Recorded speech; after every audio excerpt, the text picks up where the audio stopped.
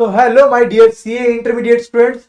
So welcome to this amazing session. आप सबको पता है कि आप तक के पेपर आपके जो भी गए हैं ये पास्ट है. अब जो इंपॉर्टेंट है वो है आपका ये last paper, paper 8 FM with economics for finance. CA inter का FM with economics for finance ये आपका लास्ट पेपर रहेगा जो आपका तकदीर चेंज कर सकता है. तो गाइज आज का सेशन आपके लिए बहुत बहुत बहुत ज्यादा इंपॉर्टेंट रहेगा. पर्टिकुलरली टॉकिंग अबाउट कि ये सेशन में हम लोग क्या पढ़ने वाले. तो गाइस हम लोग पढ़ने वाले मेनली स्टार्टिंग में. सबसे पहले इस सेशन का इंपॉर्टेंस समझ लीजिए. मैं यहाँ पर कोई आपको सिलेबस का पूरा रिवीजन करवाने नहीं आया हूं, बट ये सिलेबस में जो इंपॉर्टेंट कॉन्सेप्ट है उसके अंदर जो गलतियां होती है मैं वो बताने यहाँ पर पहुंचा हूं. एक्सक्लूसिवली हम लोग क्या करेंगे, बहुत अच्छे से ध्यान देंगे रेशियो एनालिसिस ये टॉपिक पर. माने कि सर आज हम लोग क्या क्या कंप्लीट करने वाले, तो हम लोग कंप्लीट करने वाले हैं रेशियो एनालिसिस, उसके साथ साथ कैपिटल बजटिंग कवर करेंगे हम लोग. I am going to write this for you. तो रेशियो एनालिसिस ये स्टार्टिंग में कवर कर लेंगे हम लोग, बहुत डिटेल में कवर होगा एंड सब कंफ्यूजन आपके दूर कर दूंगा आज मैं, डोंट वरी एट ऑल. फिर आएगा दोस्तों नेक्स्ट टॉपिक कैपिटल बजटिंग. ये टॉपिक कंप्लीट होने के बाद हम लोग पढ़ेंगे cost of capital. Cost of capital ये टॉपिक कंप्लीट करने के बाद हम जाएंगे कैपिटल स्ट्रक्चर पर. Yes guys, capital structure cover कर लेंगे और उसके बाद हम जाएंगे लेवरेज और फिर लास्ट में हम लोग पढ़ेंगे वर्किंग कैपिटल का मैनेजमेंट ऑफ वर्किंग कैपिटल. तो आज का हमारा टॉपिक का डिस्कशन ये रहेगा, ये 6 चीजें जिसमें से बहुत ज्यादा एम्फोसिस दिया जाएगा आपके रेशियो एनालिसिस वाले चैप्टर पर. तो गाइस बहुत फोकस रहकर अच्छे से ये आपको मेरे साथ आज के सेशन में कवर करना है. आई होप कि आपका आज का ये सेशन बहुत ज्यादा यूजफुल रहेगा. अगर आपको इसे बहुत ज्यादा यूजफुल और बनाना है तो मेरे साथ साथ आंसर कीजिए. सेशन में जितनी बार मैं जो कुछ भी पूछूं आपको सब मिलजुल कर मेरे साथ क्या करना है, बोलते रहना है कंटिन्यूअसली. तो चलिए दोस्तों हम स्टार्ट करते हैं हमारा अमेजिंग सा सेशन. आई होप ये सेशन आपको बहुत अच्छा लगेगा. We will try to have a target of 2.5 to 3 hours maximum for today's session. Okay guys, let us begin. Go ahead with our session today. Let me tell you what you need to do is you need to just tell your friends, boss, there is very important website meplclasses.com.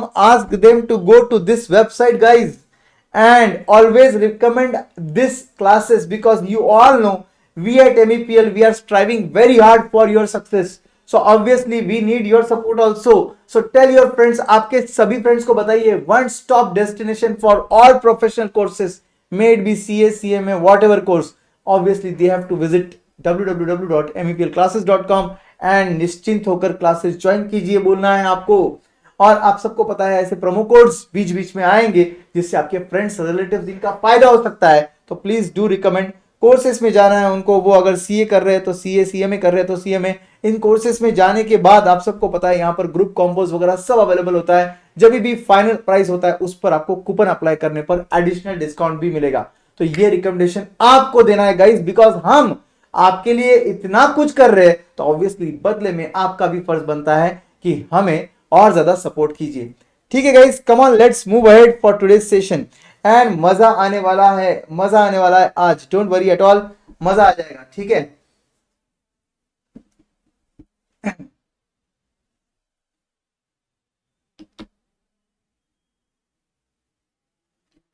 what Ayush is saying, sir.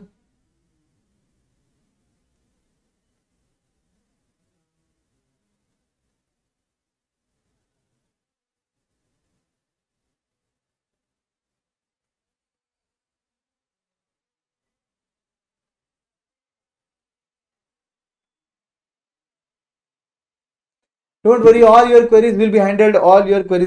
Okay, don't worry at all. Just focus on what I am telling you now and everything will be clear. Okay, so let us start with our important adjustment wala part so that we have enough coverage of your entire syllabus whatever we are targeting today.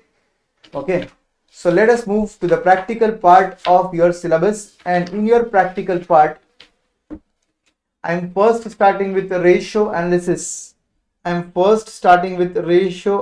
guys.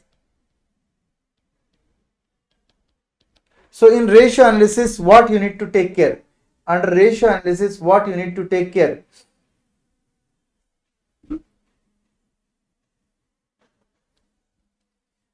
Ratio analysis, we need to take care about the categories of ratio. Do you know what are the categories of ratios? What are the different classifications of ratios, guys? Ratios have been classified into how many types? Classification of ratios. Ratio classification number one is profitability wise.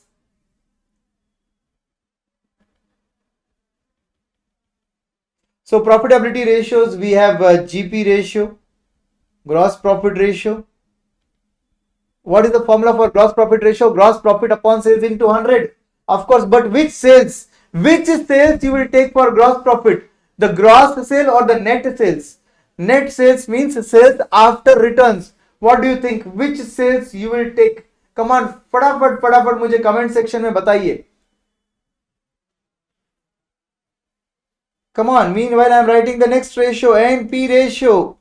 मुझे बताइए comment section में कौन सा sales लेना चाहिए हमने. NP ratio का formula है net profit upon sales. Net sales, which sales? Net sales और gross sales? Which sales I have to take? Net sales I have to take. Very good guys, net sales I have to take. So gross profit upon sales into 100 will give you gross profit ratio. Net profit upon net sales into 100 will give you net profit ratio. So both the places you have to take net sales. Net sales means sales after deducting returns. Then the last ratio in this category is operating profit ratio. Operating profit ratio, जो हमारे students हैं उनको पता है operating profit ratio क्या होता है.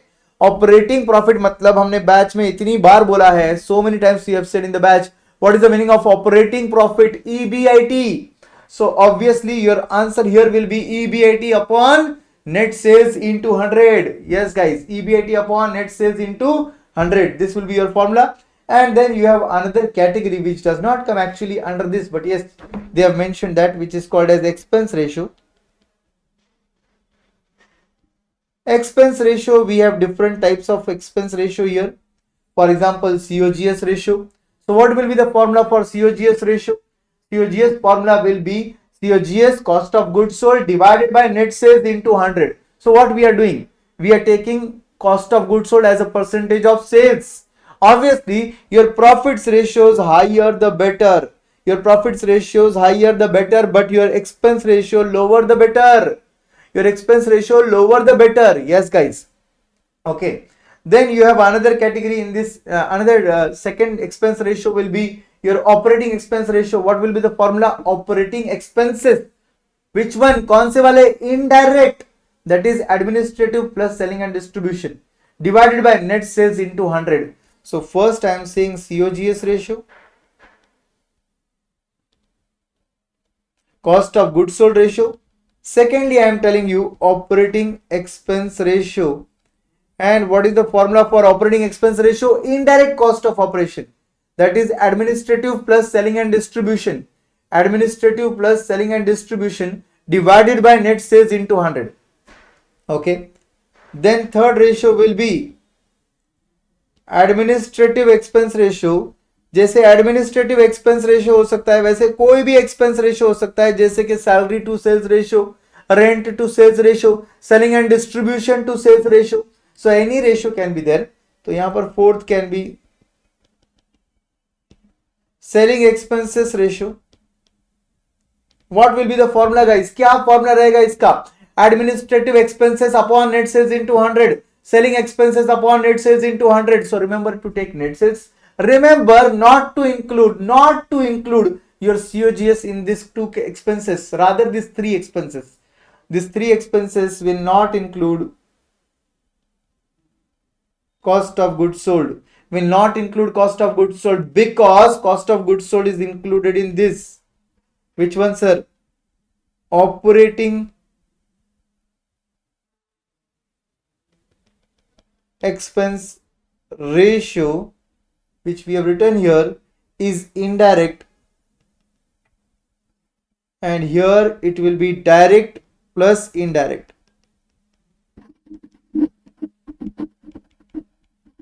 Now what will be the formula here?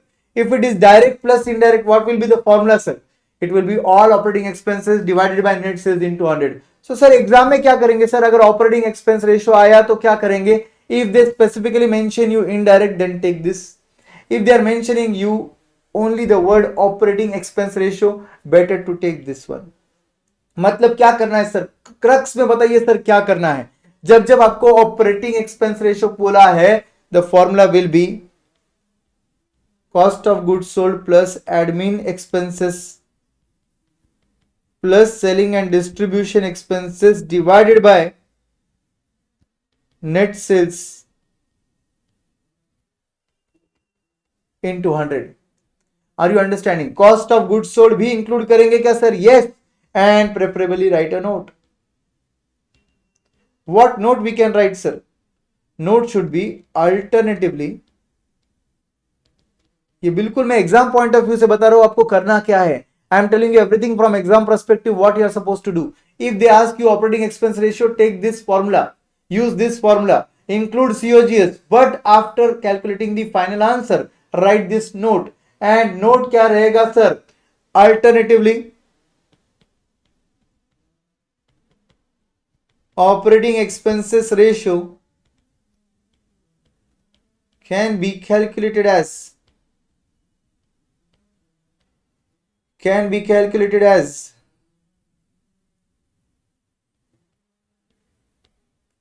admin expenses plus selling and distribution expenses divided by net sales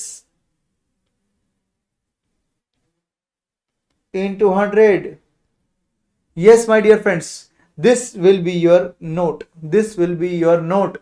But are we supposed to calculate the answer by this also? Not required really. But अगर time है exam में बहुत ज्यादा, जितना आता है सब लिख दिया तो फिर ये भी कैलकुलेशन कर लेना. ठीक है? If you don't have time, nothing to worry. But write a note preferably. Okay guys? चलिए, कंफ्यूजन क्लियर हो रहा है? सब कुछ, सब कंफ्यूजन क्लियर हो जाएंगे आज. Don't worry. Sir, return on assets, sir. Return on assets, what we need to do? There is a lot of confusion on return on assets. What we are supposed to calculate? I will explain you, don't worry. The fifth ratio will be return on assets. There are two types of formula. Return on investment, return on assets, one and the same. Return on assets, return on investment. There are two types of formula. One is pre-tax, the other is post-tax. So if I want to calculate return on assets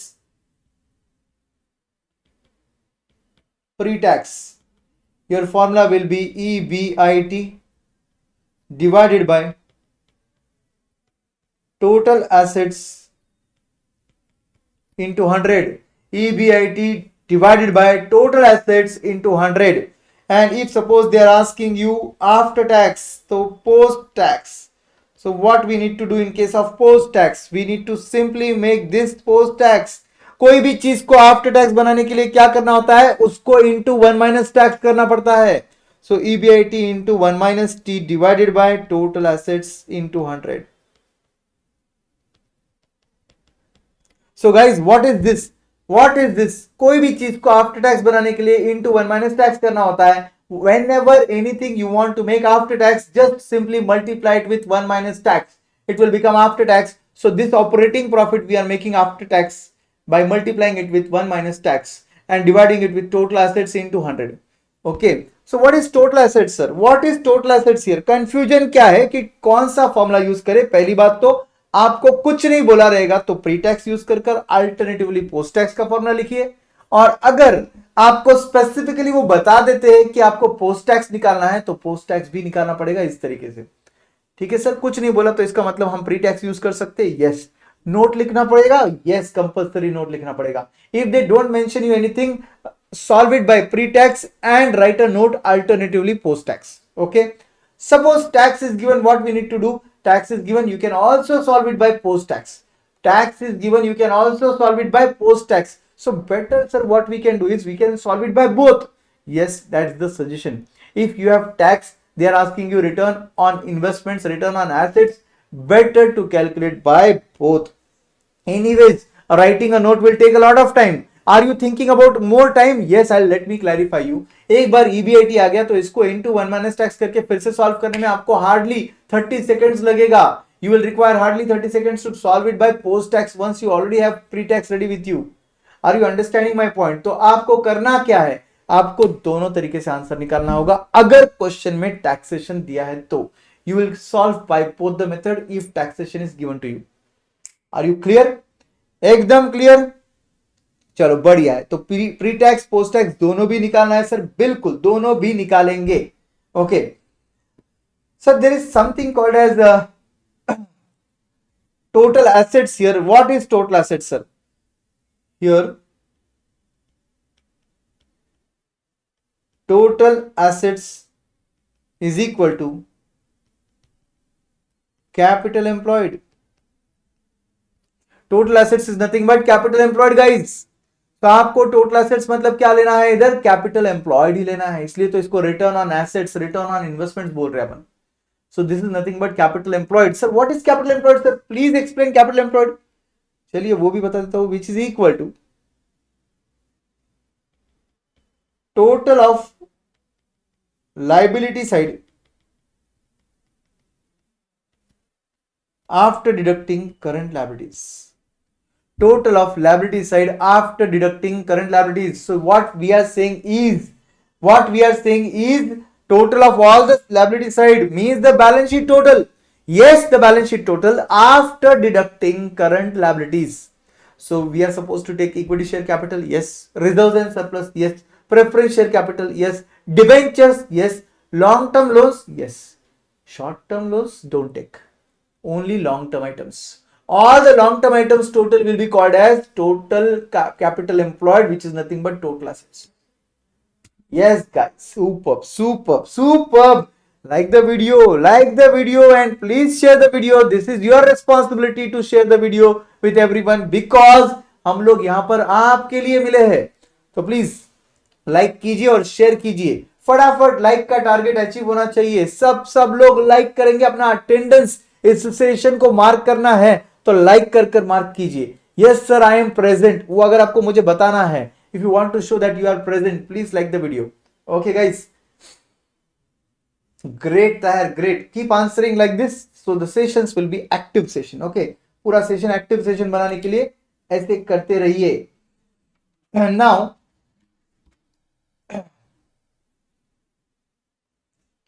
another thing is turnover ratios. Turnover ratios is second category of ratios. All of you focus on turnover ratio logic I am explaining you. I am not individually telling you what we are going to do. I am going to tell you the crux, what you are supposed to do in all turnover ratio formula. All the turnover ratio formulas will be sales divided by that particular thing on which you are calculating the ratio. For example, working capital turnover ratio. Your formula will be sales divided by working capital. Sales divided by working capital will be working capital turnover ratio. Fixed assets turnover ratio. Your formula will be sales divided by fixed assets. Yes guys, I hope you understand. I hope you are understanding what you are supposed to do here.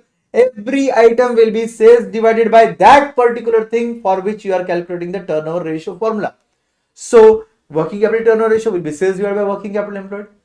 That is, working capital is nothing but of course current assets minus current liabilities. Okay. Then fixed assets turnover ratio, your formula will be sales divided by fixed assets. Capital turnover ratio formula will be sales divided by capital employed. Yes, this way all the items will, all the formulae, your sales will come in the numerator and in the denominator that thing will come जिसका आप formula निकाल रहे हो. Great. Except for one item. Except for one item, inventory turnover ratio. Inventory turnover ratio, there are two formulas. Inventories are of two types. One is finished goods inventory turnover ratio.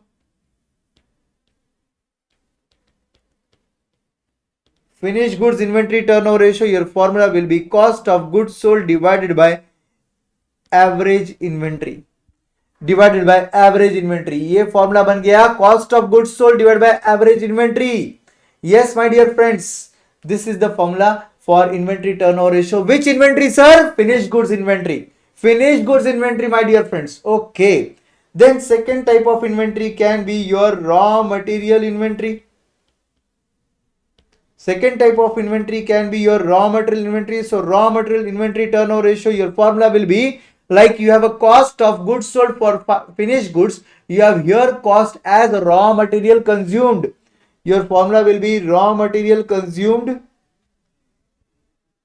divided by average inventory. Obviously here finished goods. In the next formula, raw material. How do you calculate the average inventory for raw material? Average inventory for raw material is opening stock of raw material plus closing stock of raw material divided by 2. How do you calculate the average inventory for finished goods? Opening stock of finished goods plus closing stock of finished goods divided by 2. Yes, my dear friends, absolutely correct. Absolutely correct. Fabulous. Okay, sir, at times we have seen in inventory turnover ratio. Mind well, I am not here to revise the whole formula, whole syllabus for you. I am here to give you excellent points. Today we are not having the target of revising the whole thing because we have already done that. Where, sir? Where we have done that? Mission series. Mission series I have completely covered everything. So don't worry, in the mission series we have covered those things. So what we are here, what we are here today is accident points, my dear friends. So in this case, what accident point is there? Let me clarify you what accident point is there. All the turnover ratios, you will find one very weird thing. And what is that weird thing? At times they use instead of sales as COGS. Formula becomes COGS by working capital employed. Formula becomes here COGS by fixed assets. How is this possible, sir? Then what we are supposed to do in the examination? Should we take sales or should we take COGS? Understand, very important concept. If you have sales ready with you, don't take COGS. Don't take COGS for working capital turnover ratio, I mean to say fixed assets turnover ratio, capital employed, capital turnover ratio, any other turnover ratio except for inventory. Inventory turnover ratio, your numerator cannot be sales. If you don't have COGS, then take sales. So I will do one thing. Or COGS I am writing afterwards. Or COGS I am writing afterwards. That means my priority number one in the normal formulas will be sales. If sales is not available, then COGS. Priority number one will be sales. If sales is not available, then COGS. But in case of inventory turnover ratio, reverse will happen. Reverse will happen means what, sir? Here COGS, if COGS is not available, then sales. And in case of raw material inventory turnover ratio, you don't have any other choice. You have to take raw material consumed. You cannot take sales. You have to take raw material consumed. You cannot take sales. Okay. So your first choice will be in case of normal formulas, the sales. If sales is not available, then COGS. But in inventory turnover ratio, finished goods inventory turnover ratio, your first choice will be COGS. If COGS is not available, then sales. Very good, sir. All confusion clear, sir. All confusion clear. Very good. Now understand one very important thing. When you are solving ratio analysis formulas, when you are solving ratio analysis question, remember this golden rule. Golden rule while solving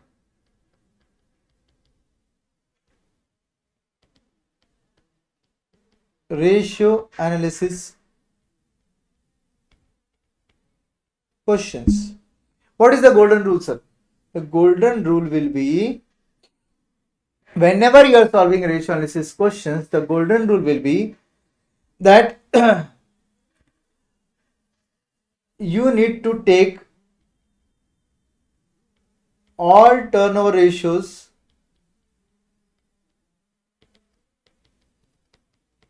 in times, but debtors turnover ratio and creditors turnover ratio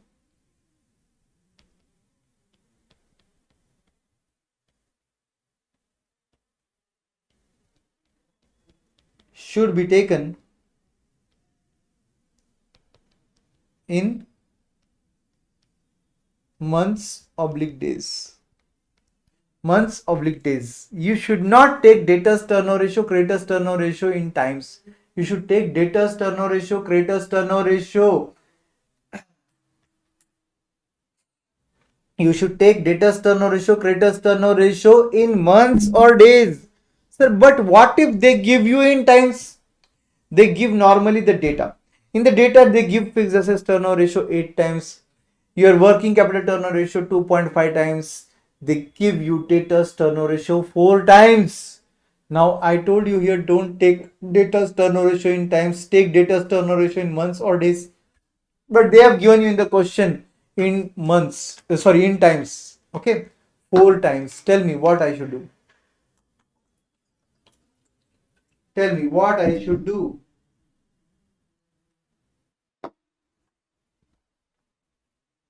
Obviously, in such type of questions, what you are supposed to do is you should convert your turnover ratio which they have given you in times into months.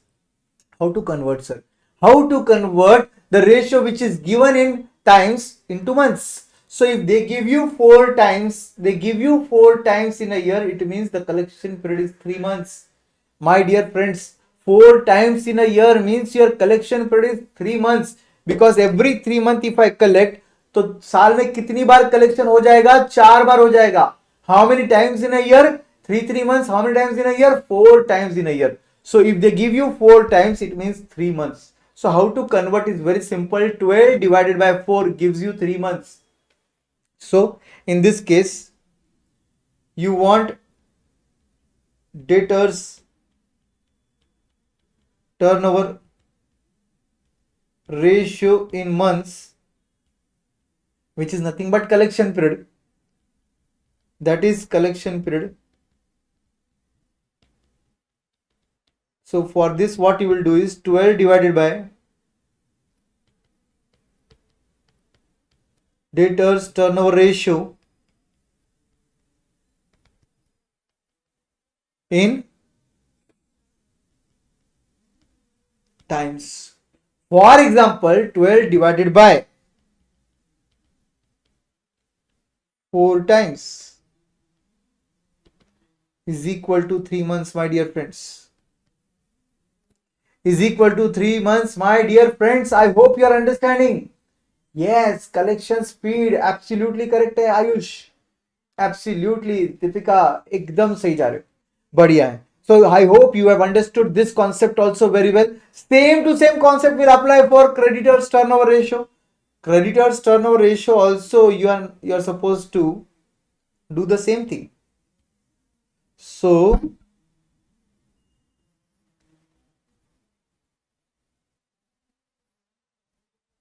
if suppose I want to apply the same logic to creditors turnover ratio, what will happen, my dear friends?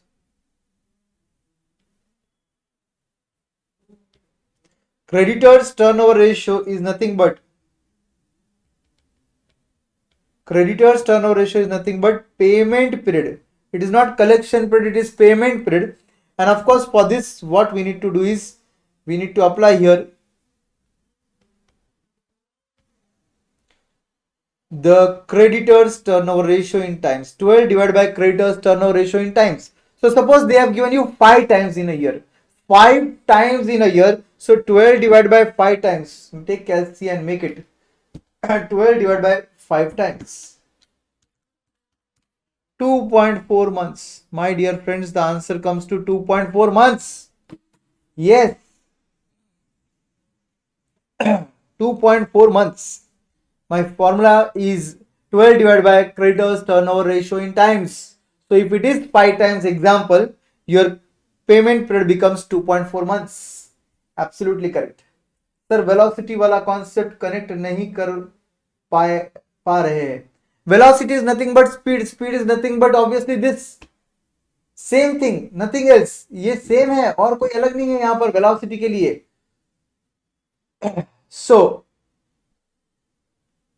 whenever turnover ratio is in times, that is velocity, but the velocity can be in times, can be in months also. Okay, so I'm just giving you a logic how to get from times to months, months to times. remember all turnover ratio you want in times except for two ratios, debtors and creditors. Okay, now if you want to get the formula for your debtors collection period, you want to calculate the formula. If you are referring to velocity, your logic will be debtors velocity or collection period. तो क्या करना होगा, what you need to do, instead of sales take credit sales, instead of sales take credit sales. So credit sales divided by average accounts receivable, divided by average accounts receivable. So credit sales divided by average account receivable. This can be your formula. Obviously this can be your formula. Okay, and same formula can apply for, you can apply the same formula for creditors also. Same to same formula you will apply for creditors velocity. What will be the formula, sir? What will be the formula? Check out. Creditors velocity or payment period will be nothing but your creditors velocity is credit purchases for the whole year, of course, divided by average accounts payable. Average accounts payable. So creditors velocity is also called as payment period. Payment period. It will also be called as payment period. Great. So this is your logic for your velocity formulas. Okay. So remember, higher the velocity, better the logic. So if you have more turnover ratios,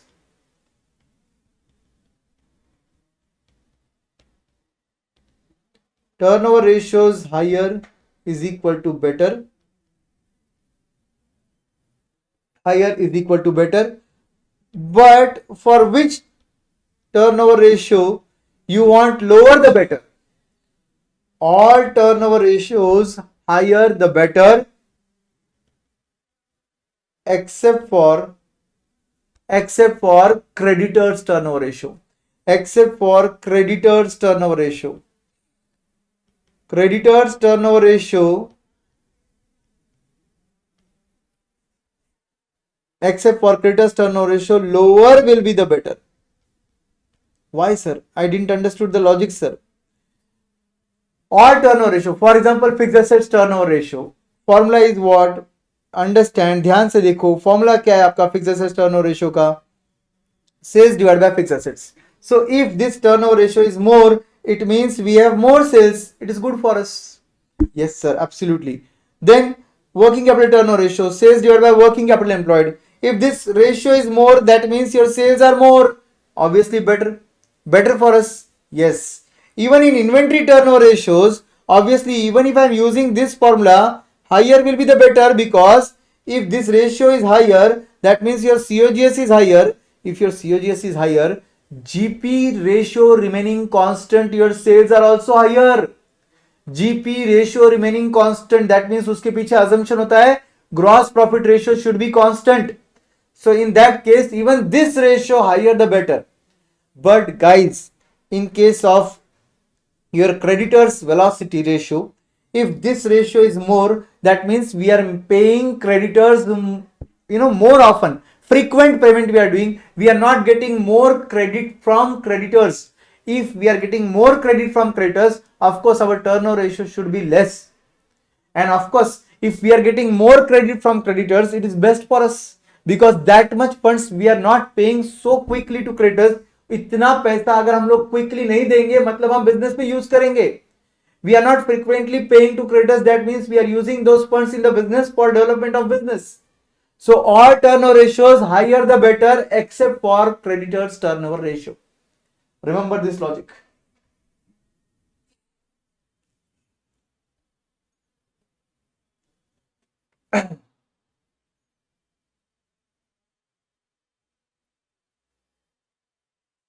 now all turnover ratios higher the better, except for creditors turnover ratio. Creditors turnover ratio lower will be the better. Lower will be the better. Okay.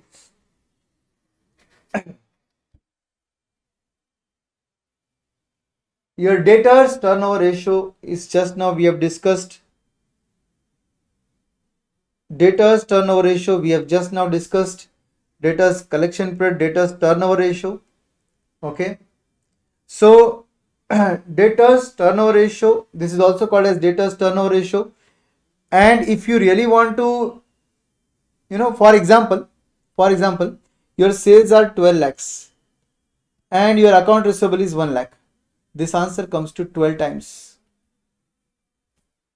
Your answer comes to 12 times. 12 lakhs sales and your account receivable is 1 lakh. Your answer comes to 12 times. There seems to be some confusion for Indranil or you can say Ayush. So I am clarifying this just for you guys. Okay, just for you guys I am clarifying. Just focus that if suppose your credit sales are 12 lakhs, your account receivable is 1 lakh, your answer comes to 12 times. But the same formula you can use it as average accounts receivable divided by average daily credit sales. Now you will understand. Okay. So what we need to do here, again receivables I will take 1 lakh, no problem, but credit sales I will take 12 lakhs divided by 360. 12 lakh divided by 360. So 12 lakh divided by 360 will give me per day memory plus, and 1 lakh divided by memory recall is equal to gives me 30.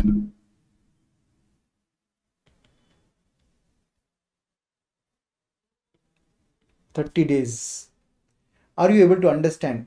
The earlier answer is 12 times and this is 30 days. One and the same, guys. You're just applying the logic, that's more important. Understand the logic. Credit sales divided by average account receivable. 12 lakh is your yearly sales. Average account receivable is 1 lakh. Your answer comes to 12 times. It means 12 times in a year. So you can call this as debtors velocity, that is turnover. And here in this 30 days you can call it as collection period. So if you want to use the formula for collection period, specifically in how many days you are going to collect, not in times but in days, use this formula. So I will shift this collection period here so that you understand more better. So this is collection period. So your collection period is coming to how much? 30 days. So 30 days means 1 month. So if it is 1 month collection period, so it will be how many times in a year? It will be 12 times in a year. So velocity turnover is 12 times, but the collection period is 30 days, that is 1 month. I hope now it is very clear to you guys. So it is not exactly opposite of each other, though the formula look opposite of each other, the logic is same. 12 times in a year means 1 month collection. Sir datas velocity को months में convert नहीं करेंगे क्या? Obviously, whenever you are solving, I have written a note. Whenever you are solving, take data's velocity, creditors velocity in months. Yes, guys.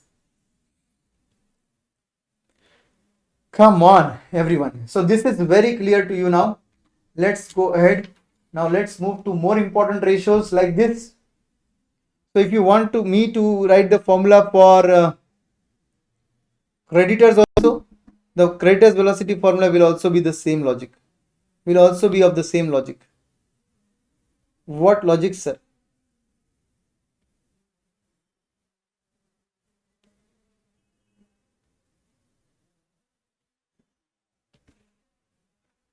Your creditors velocity will be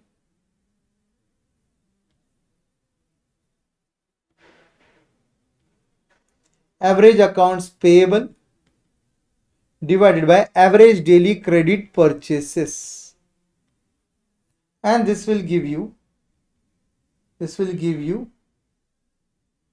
payment period.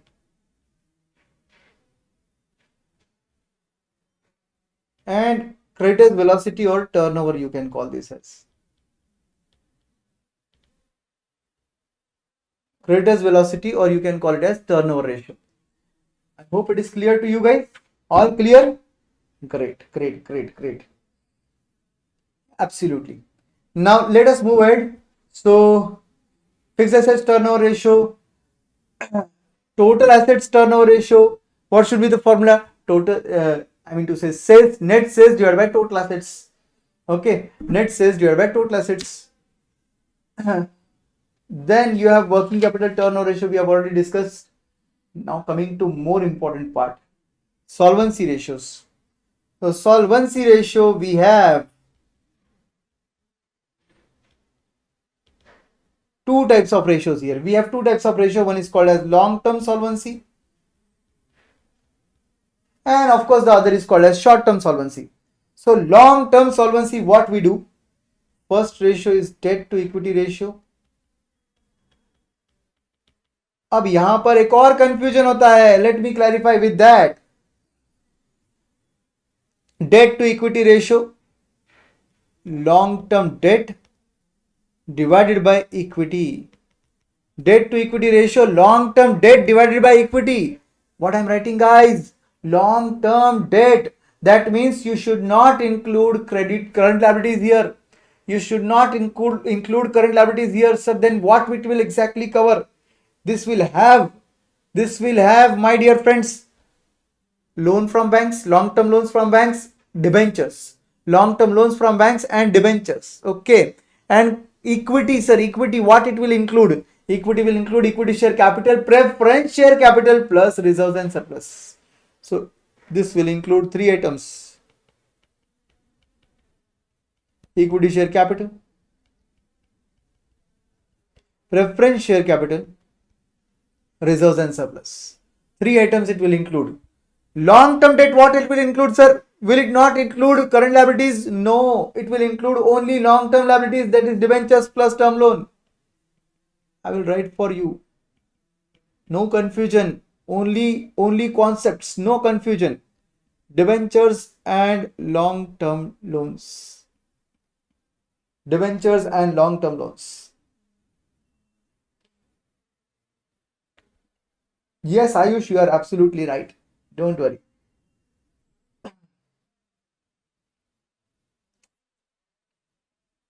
Okay. So this is debt to equity ratio. I have mentioned you what comes under debt and what comes under equity. Okay. Now, if they are just focusing on solvency, not on long-term solvency, they are focusing only on solvency, not on long-term solvency. Specifically, question tells you long-term as well as the short-term solvency. Then in that case, you should take short-term and long-term solvency. If they are saying you this in question, then take the formula as total debt divided by equity. Now, sir, what is this? Debt to equity ratio, short-term and long-term solvency, total debt. I am not mentioning short-term, I'm not mentioning long-term, I am mentioning total debt. Here I have mentioned long-term debt. Here I am mentioning total debt. Here it is long-term debt because long-term solvency. It is long-term and short-term solvency. Therefore, I am taking total debt. So total debt will include what? Three items now. Debentures, yes sir. Term loans, yes sir. And current liabilities, yes sir. Current liability also, yes sir. Current liability also. So when they are mentioning you short-term as well as long-term solvency, that time it's better to use this formula. Okay. Wherever you find any confusion in the examination, better write a note alternatively. Better write a note alternatively. Okay. Then there is next formula, proprietary ratio.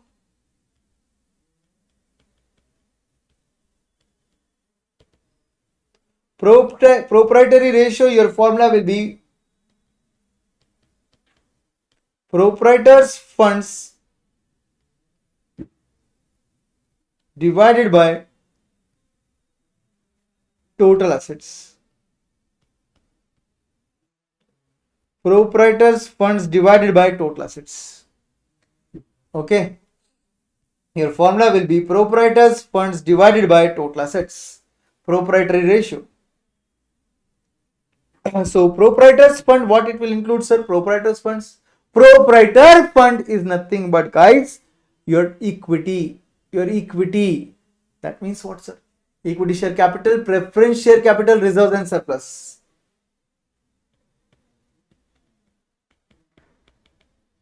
Equity share capital,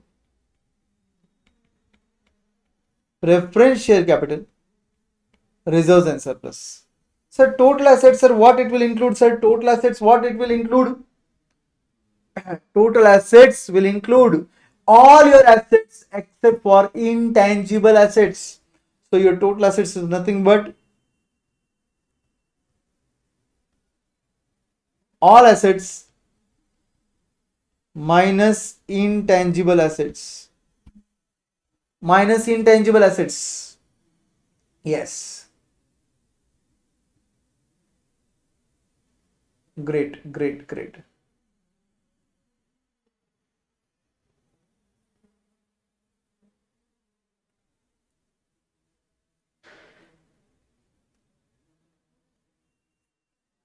Correct. Current liability includes all, means creditors also. Of course, yes. Current liability will include creditors also. Why it will not include? Of course, it will include creditors also. Great. So this is what is supposed to be calculated in proprietary ratio, my dear friends. Proprietary ratio is proprietors funds means your net worth. Proprietors funds means your net worth. So understand one simple concept.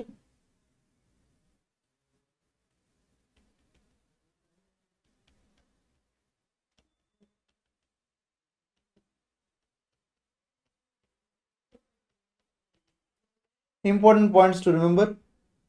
Number one, net worth is equal to proprietors fund, which is nothing but, you call it as equity. That is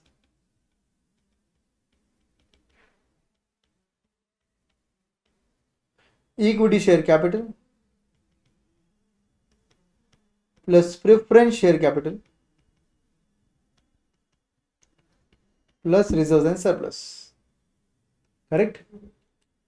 Then share capital, if they mention you only share capital, you will take equity share capital plus preference share capital.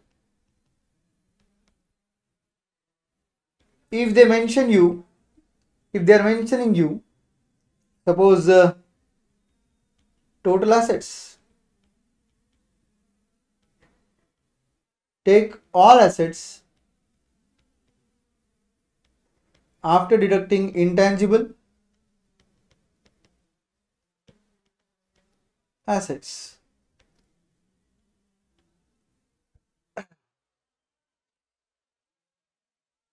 Then if they are mentioning you total capital employed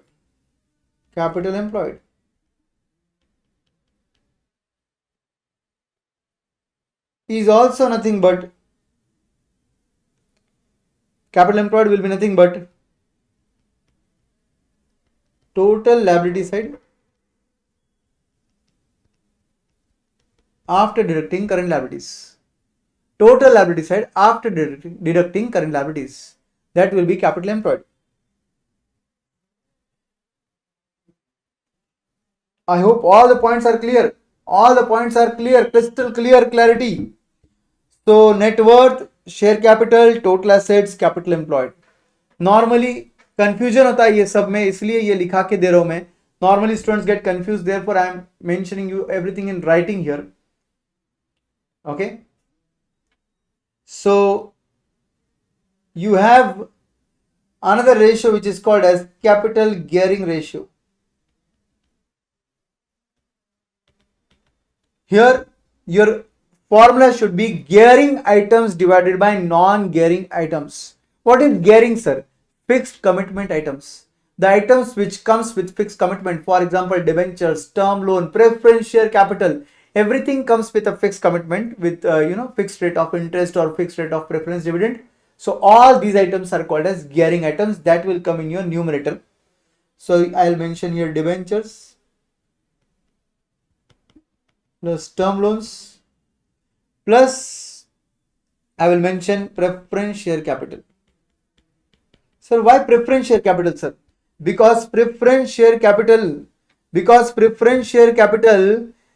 comes with a commitment of paying fixed rate of preference dividend. Yes, guys. Okay. Tarun Yadav is, sir, third. Third is total assets. Total assets is all assets minus intangible assets. All assets minus intangible assets. Third one. Okay. Now these are all gearing item. They come with commitment. That divided by non-commitment item. Non-commitment item is equity share capital plus reserves and surplus. Equity share capital plus reserves and surplus. Tahir, better correct here, because this should be the actual formula for capital gearing ratio. Your capital gearing has two views to look at. The gearing ratio, if you write all the gearing items divided by non-gearing items, then your ratio should be lower the better. If you are using this formula, I will say lower the better. Lower the better. Okay. If you are using this formula, it will be lower the better. But be careful when you are using this kind of logics. Okay. Sir, why interest is not deducted by calculating return on assets? Still this is just, mini marathon where I cannot explain you regular batch concepts like this. Why this formula is derived like this. Each and every formula we derive in regular batch. This is not a regular batch. Still, since you are asking this, therefore I am just telling you. Okay. Since you are asking, it should not sound like I don't know the logic. Therefore, I am telling you that when you talk about your total assets, you have invested which funds? You have invested equity shareholders funds, you have invested preference shareholders funds, you have also invested debt holders funds. So whatever you earn on this total funds, you should write in the numerator. So on that, all the funds, equity shareholders funds, preference shareholders funds and debt holders funds, you are earning EBIT. So why will you deduct your interest? Your interest is anyways payable to debt holders who are providing you these funds.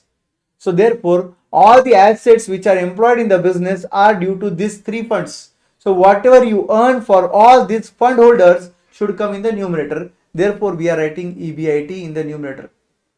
Okay. Kushi is saying, what does this mean, sir? This means very simple logic, that in comparison to non-gearing items, what is the quantum of gearing item? So if your funds which are without commitment are, let us say, 700 crores and with commitment funds are only 500 crores, it's good. This is good for you. But suppose these are 1500 crores, this is bad for you, because your commitment items are more than non-commitment item. That means your firm is taking financial risk in huge quantum. Are you understanding? Yes. Ayush, whatever logic I am explaining you, this logic is absolutely correct for capital gearing ratio. So use this logic in examination. If you refer to different modules, obviously you will get confused. ICMAI module, if I refer, ICMAI module says exactly reverse thing. but concept remains the same. Even if I reverse this logic, still I will say higher the better. Then I will say higher the better. But logically, this is the formula for capital gearing ratio. This is the formula for capital gearing ratio.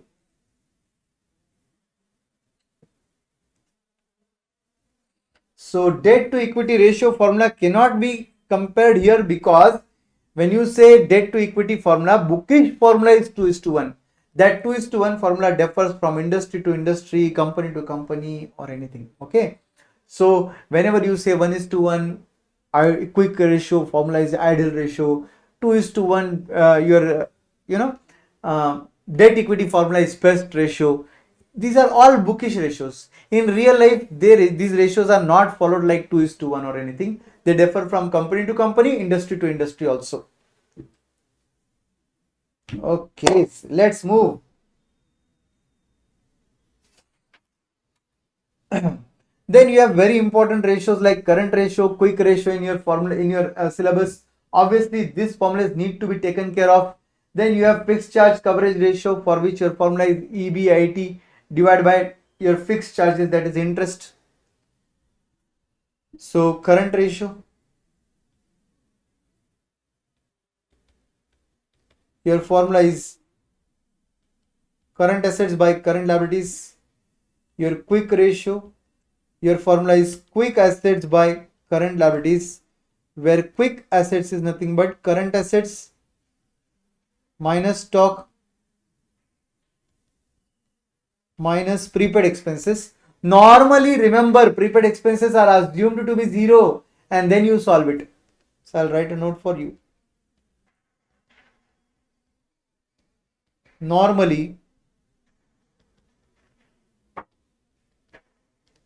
prepaid expenses are assumed as 0, nil. Prepaid expenses are assumed as nil. Okay, so your normal formula in that case becomes current assets minus stock only, because prepaid expenses are 0. And if you remember, we find the value of stock using quick ratio in normal questions. Okay. Then you have important, I'm just covering up the important ratios. So you have PE ratio. PE ratio is very important. What is PE ratio? MPS by EPS, market price per share by earning per share. Okay. Then Anju is saying sir, आज अब बस ratio chapter cover होगा क्या? नहीं, we are covering up the important part, but there are many accident points in ratio, therefore we are discussing that. Other chapters there is the clarity, but this chapter there is a lot of confusion, therefore I am explaining these confusion points to you. Okay, so MPS by EPS is P ratio. There is another formula, market value to book value. Here you have to take market value to book value share formula. You have to take market value per share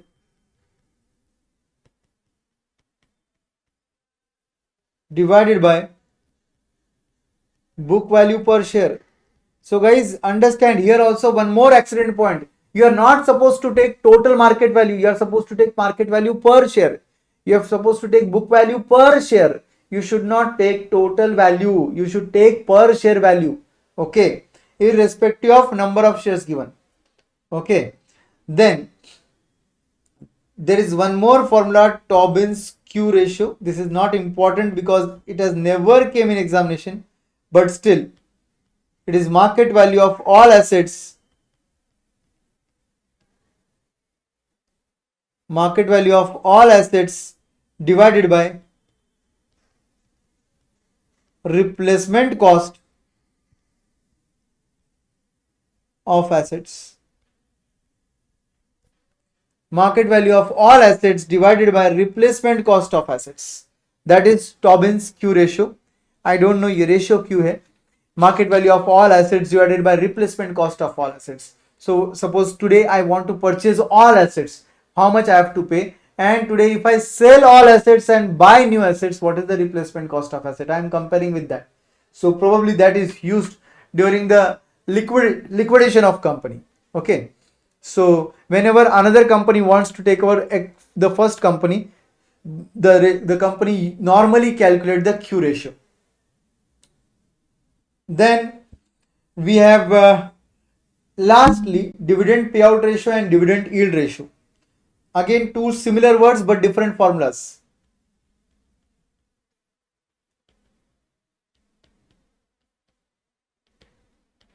When I say dividend payout ratio, I am discussing how much dividend I have paid out of EPS. So DPS by EPS into 100 will give me payout ratio. So if I am earning 10, I am paying 2 rupees. Obviously my payout ratio is 20%. My payout ratio is 20%. That means my retention ratio is 80%. So 1 minus dividend payout is nothing but retention ratio. Yes guys. Sir please time value of money थोड़ा दिखा दीजिए. Indraneel Datta refer to mission series we have covered that. Please don't request me here, because whatever we have done I am not repeating. I am only here to explain you now the accident points in these sessions. All the concept point, if you want, go for mission series, you will understand everything. Okay, I am just explaining you some shortcuts which will help you in the examinations, some points which will help you examination, because you will be stuck somewhere. These all important concepts will help you. Okay, now similar sounding formula but different logic, that is called as dividend yield ratio.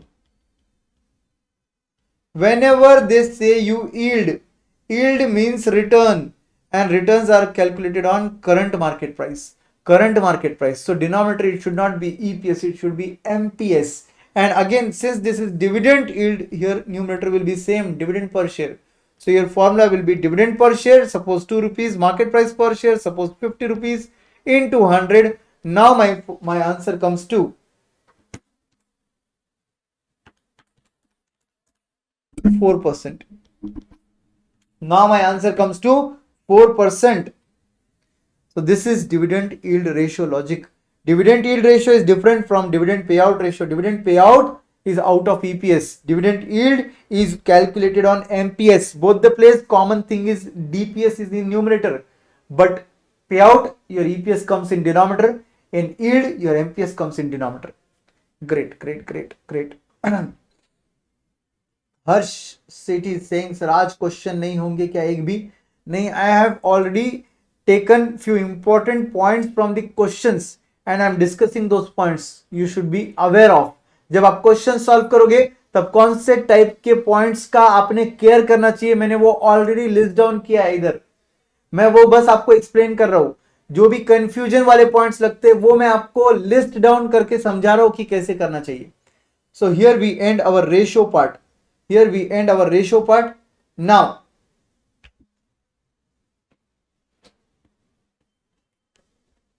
अगर आपको कोई भी Indranil confusion होता है कि M plus कब करना होता है, इज इक्वल टू कब करना होता है वगैरह, तो आप सीधा मिशन सीरीज रेफर कर लो, आपका सब कंफ्यूजन दूर हो जाएगा, बिकॉज वहां पर मैंने एकदम स्क्रैच से समझाया है.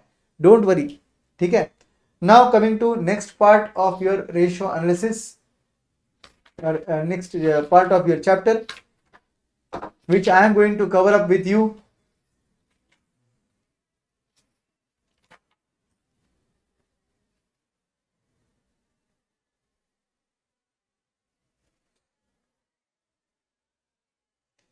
Is capital budgeting.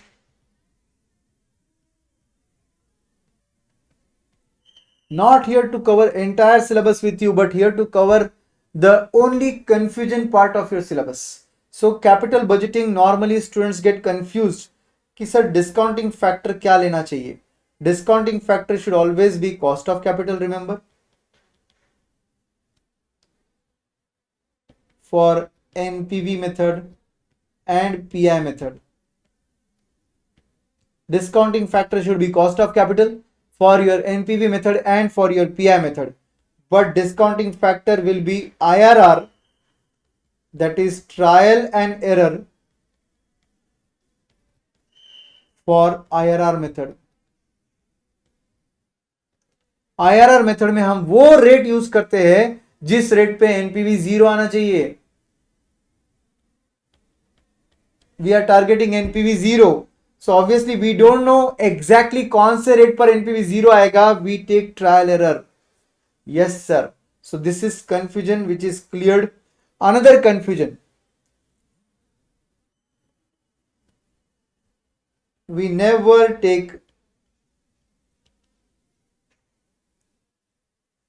never take earnings oblique profits, rather we consider cash flow after tax. But in case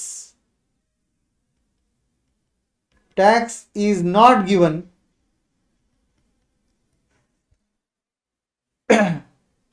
we should take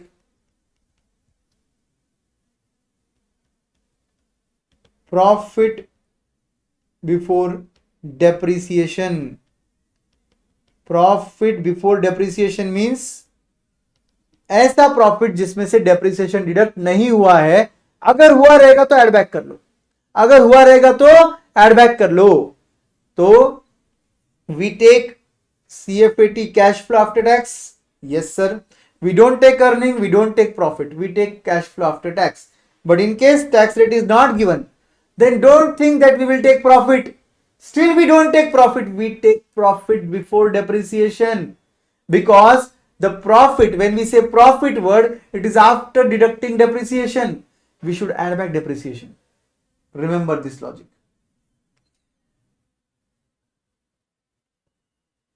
Okay sir, 2023 paper solve करवा दो ना शिखा प्लीज. ऐसे कोई रिक्वेस्ट मत करो, हमने ऑलरेडी कर दिया है ये सब. ठीक है. Practice a lot of question of capital budgeting, still unable to write get the right answer. Don't worry Khushi, ये सेशन में कवर हो जाएगा. ठीक है.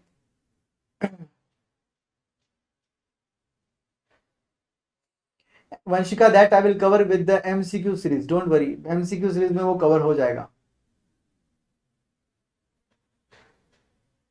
ठीक है, वो कवर हो जाएगा. नाउ इसके बाद क्या? Now what next? Yes Harish, I am going to use both the languages, don't worry.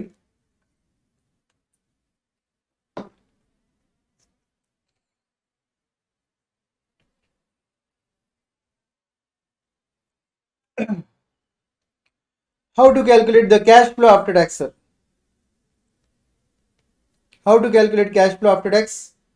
Normally, revenue is given to you, sales. Deduct expenses. Also deduct depreciation. You will get profit before tax. Deduct tax. You will get profit after tax. Then you need to add back depreciation. आपको मिल जाएगा cash flow after tax. You will get your cash flow after tax. CFAT method 1. Revenue दिया है, expense minus करो, depreciation minus करो. Depreciation क्यों minus करे sir? Non cash है. करो, प्रॉफिट निकालना है टैक्स पर्पस के लिए. सो प्रॉफिट बिफोर टैक्स निकल गया, उस पर कैलकुलेट कर लो टैक्स. प्रॉफिट आफ्टर टैक्स आ जाएगा और फिर एड बैक कर लेना डेप्रिसिएशन. मेथड 1. अगर सपोज आपको डेप्रिसिएशन अलग से ट्रीट करना है, यू डोंट लाइक डेप्रिसिएशन, अलग से ट्रीट करना है, तो भी आप कर सकते हो. Take revenue, deduct expense. This is profit before depreciation tax. We have not deducted depreciation. We have not deducted depreciation. Okay. Then less tax, profit after tax before depreciation. This is part 1. Now take depreciation. take tax shield on depreciation. Part 2, take depreciation, take tax shield on depreciation. What is tax shield? Don't ask me. Of course, so close to examination we are. Tax shield is savings in taxes due to depreciation. So suppose depreciation 10,000 hai, depreciation is 10,000, tax rate is 30%. So tax rate is 30%, 30% on 10,000, 3,000 becomes your tax shield. 3,000 becomes your tax shield. This is cash inflow. This is also cash inflow. This is cash inflow. This is also cash inflow. So what we need to do is CFAT is equal to 1 plus 2. CFAT is equal to 1 plus 2.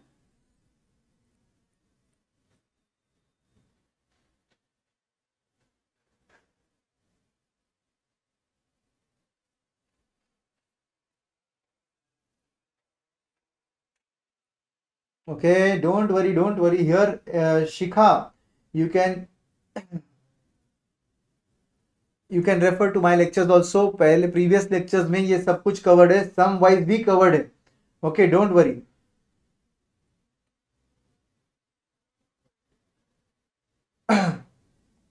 Please focus here. Please focus on the concepts.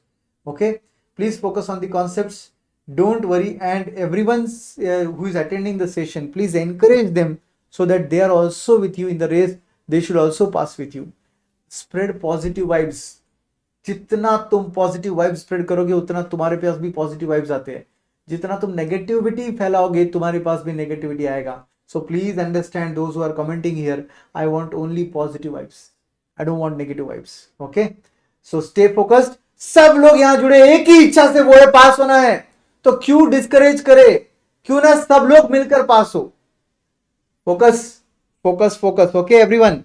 तो CFAT का ये method भी आप use कर सकते हो. जहां पे डेप्रिसिएशन से बहुत प्रॉब्लम है तो आप अलग से ऐसे कैलकुलेट कर सकते हो. डेप्रिसिएशन के लिए रेवेन्यू ले लो, एक्सपेंसेस ले लो, डेप्रिसिएशन मत लेस करना. प्रॉफिट बिफोर डेप्रिसिएशन टैक्स आएगा, उस पर डायरेक्टली टैक्स कैलकुलेट करना. प्रॉफिट आफ्टर टैक्स आएगा बट इग्नोरिंग डेप्रिसिएशन आएगा, उसको पार्ट 1 बुला लो. अब डेप्रिसिएशन का फिगर लो, उस पर टैक्स शील्ड निकाल लो. डेप्रिसिएशन पर टैक्स शील्ड कैसे निकालते हैं सर? डायरेक्ट डेप्रिसिएशन के फिगर पर टैक्स रेट लगा दो, वो मिल जाएगा आपको टैक्स शील्ड. एक बार वो टैक्स शीट आ गया, वो भी इनफ्लो था और ऊपर वाला फिगर भी इनफ्लो था, दोनों को ऐड करोगे तो कैश फ्लो आफ्टर टैक्स मिल जाएगा. आपको जानकर हैरानी होगी दोस्तों, ये मेथड 1 से जो आंसर आएगा वही मेथड यहां पे सेकंड से भी आंसर आएगा. ओके, तो ये मेथड 2 है आपका CFAT का. कभी कभी CFAT कैलकुलेशन के लिए, cash flow after tax calculation के लिए ओनली आउटफ्लो दिए रहते हैं. Only outflows are given. That time what we do?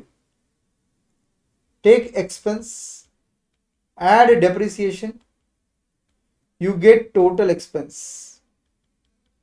Once you get total expense, take expenses, add depreciation.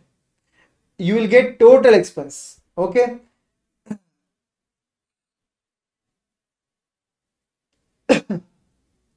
On this total expense, deduct tax shield. On this total expense, deduct tax shield. How to deduct tax shield, sir? How to calculate that tax shield? Total expense suppose is of 1 lakh. Tax rate is 35%. So 1 lakh into 35%, 35,000 will be my tax shield amount. Okay. So now I get expenses after tax shield. Expenses after tax shield. Reverse your depreciation. Reverse. Don't add back. Reverse. Because you have already added there, so don't add back, reverse. So deduct depreciation because you are not going to pay it, it's non cash. क्यों deduct कर रहे हैं sir? Non cash है इसलिए deduct कर रहे हैं. तो ऊपर क्यों ऐड किया था सर? टैक्स पर्पस के लिए ऐड किया था, टैक्स शील्ड कैलकुलेशन के लिए ऐड किया था. We have added earlier because we have to give the impact of tax shield. Now the impact is given, we are deducting the depreciation. Work over, we are reversing it. And finally we get our cash flow after tax, but this will be outflow because revenue is not given. Only outflows, revenue not given. Normally this is found in the case where you have two options, machine A, machine B. Which machine to buy?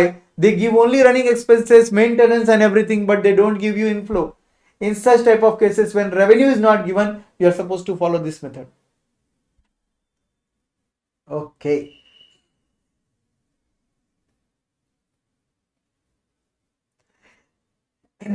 Absolutely, absolutely. Thank you so much, Vesnath, Yashnath, budding CMA. Wow, great. For great comments, thank you. Positive vibes. This is called positive vibes. Okay. Now please focus, my professional course students. Behave professionally so that we all pass with very good marks. Okay. Focus on the concepts. They are very important from exam point of view. Suppose you don't like depreciation. Take only expense. Don't add depreciation. Deduct your tax shield. This is outflow. Tax shield is inflow. After deducting, you get expense after tax shield. This we can say net outflow. This we can say as net outflow.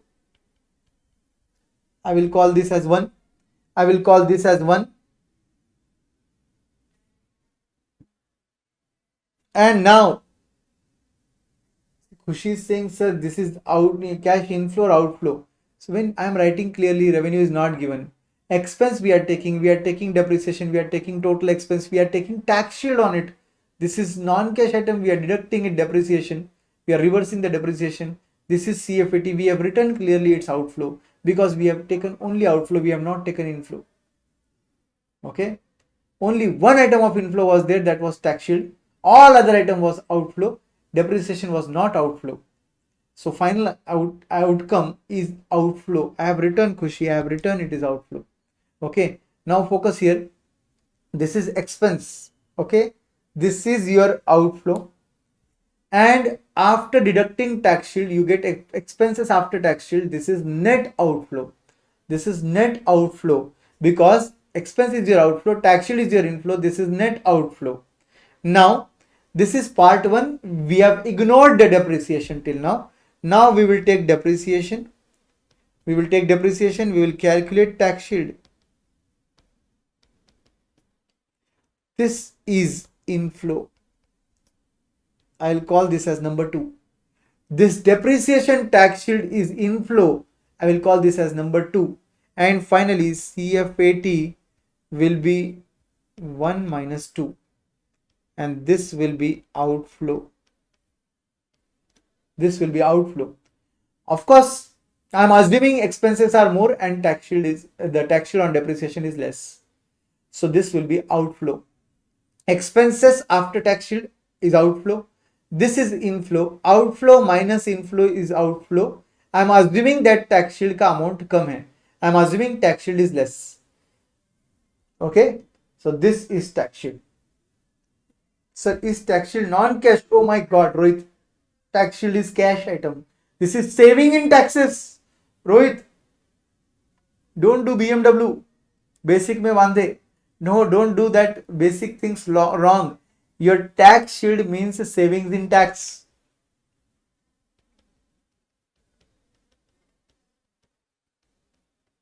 If these are savings in tax, obviously,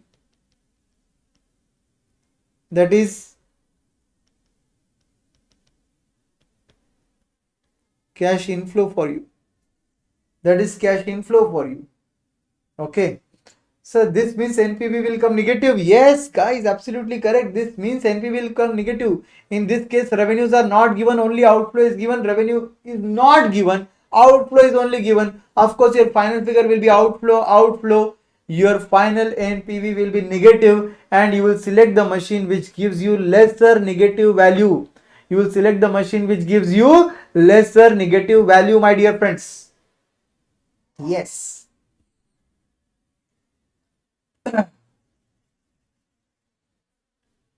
So finally we have here every concept of CFAT done.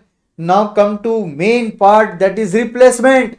Replacement questions, my dear friends. So whenever you are solving replacement questions,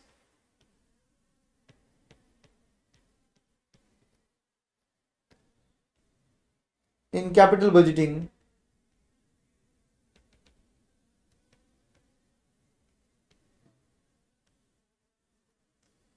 follow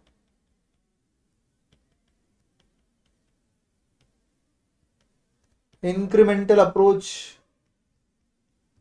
Follow incremental approach. What is the meaning of incremental approach? What is the meaning of incremental approach?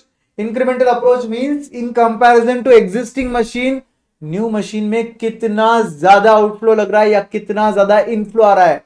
In comparison to new machine, old machine and new machine, how much extra outflow is there, how much extra inflow is there. This is called as incremental approach. We follow incremental approach in case of replacement question because you already have a machine and you are thinking to replace it. So that machine might already be having some revenue and new machine will be giving you extra revenue. Take only extra revenue. Already you are having some expenses with the old machine. The new machine might require more expense or less expense, whatever. Take the difference of expenses. Take the difference of revenue. Take the difference of depreciation. Don't take total depreciation. Take the difference of depreciation. This is called as incremental approach. But depreciation has a special treatment here. Depreciation can be of two types. Asset belong to same block. If the asset belong to same block, then treatment might be different. जो asset तुम ले रहे हो, machine ले रहे हो, the assets belong to different block.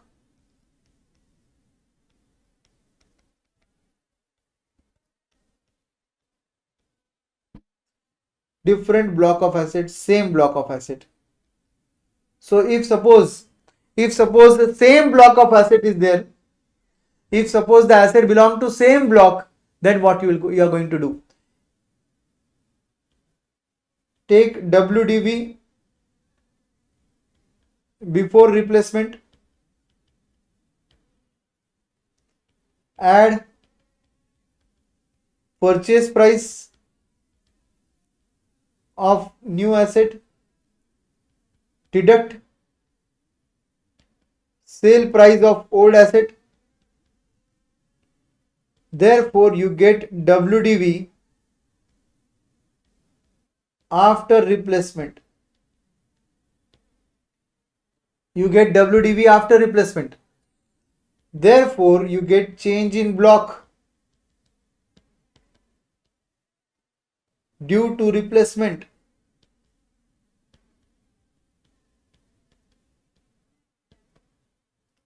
This is A, B, C, D. E will be nothing but WDV before replacement, WDV after replacement, दोनों का difference, the difference between the WDVs.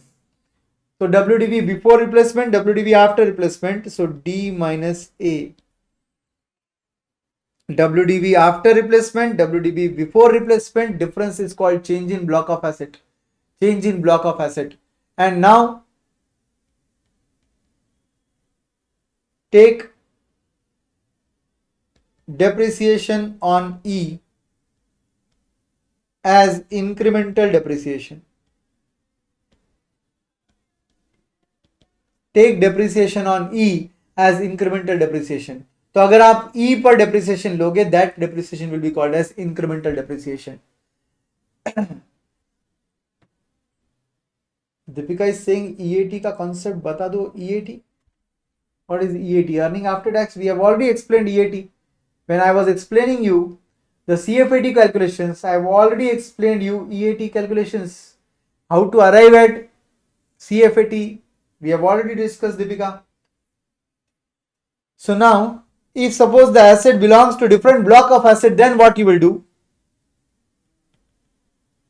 Steps will be, first, take depreciation on old asset.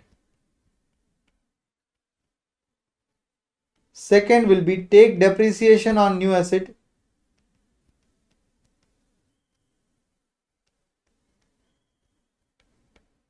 Take depreciation on old asset, take depreciation on new asset. and take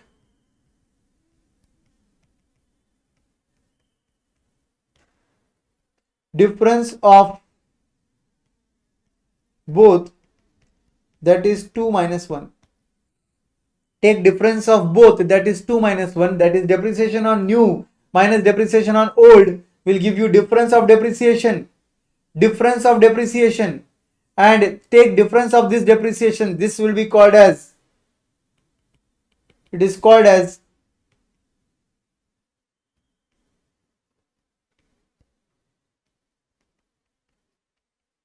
incremental depreciation.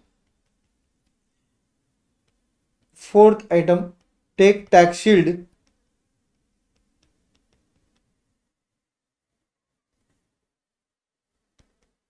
on incremental depreciation.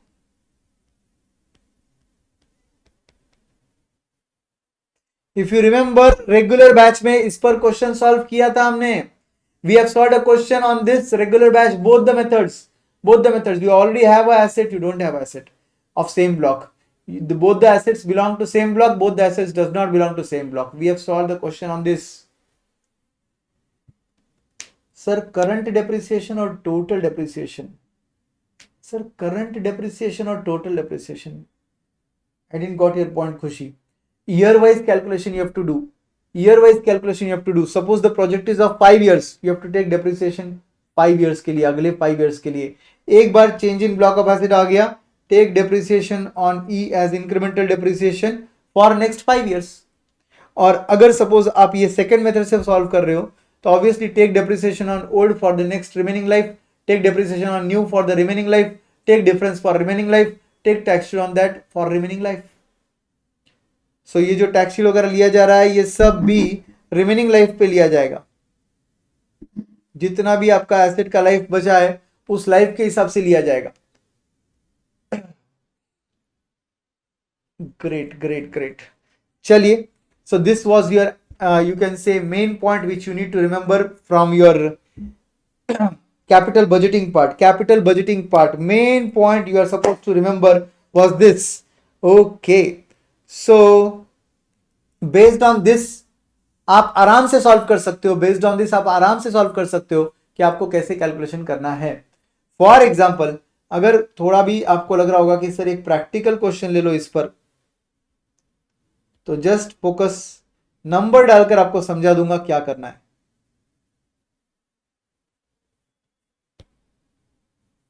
Suppose WDV before replacement is 10 lakhs. You are buying an asset for 40 lakhs. You are selling the old asset for, let us say, 15 lakhs. So therefore WDV after replacement will be 10 plus 40 minus 15. Your WDV after replacement will be 35 lakhs. So 35 lakhs is WDV after replacement. Your change in block of asset will be 35 minus 10. 25 lakhs will be your change in block of asset. Khushi, focus here. You will understand with numbers, you will understand everything.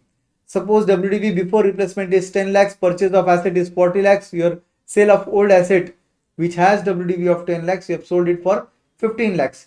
Your now WDV is 35 lakhs. This is concept of block of asset which you have learned in taxation. आपने इसको taxation में सीखा रहेगा. So now WDV after replacement is 35 lakhs. Before replacement it was 10 lakhs. The difference in your WDV is 25 lakhs. So you need to take depreciation on 25 lakhs for remaining life.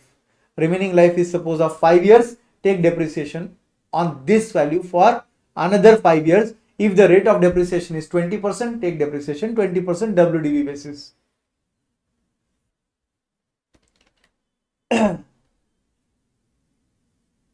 Okay, and now suppose the question gives you that due to new asset additional income is there.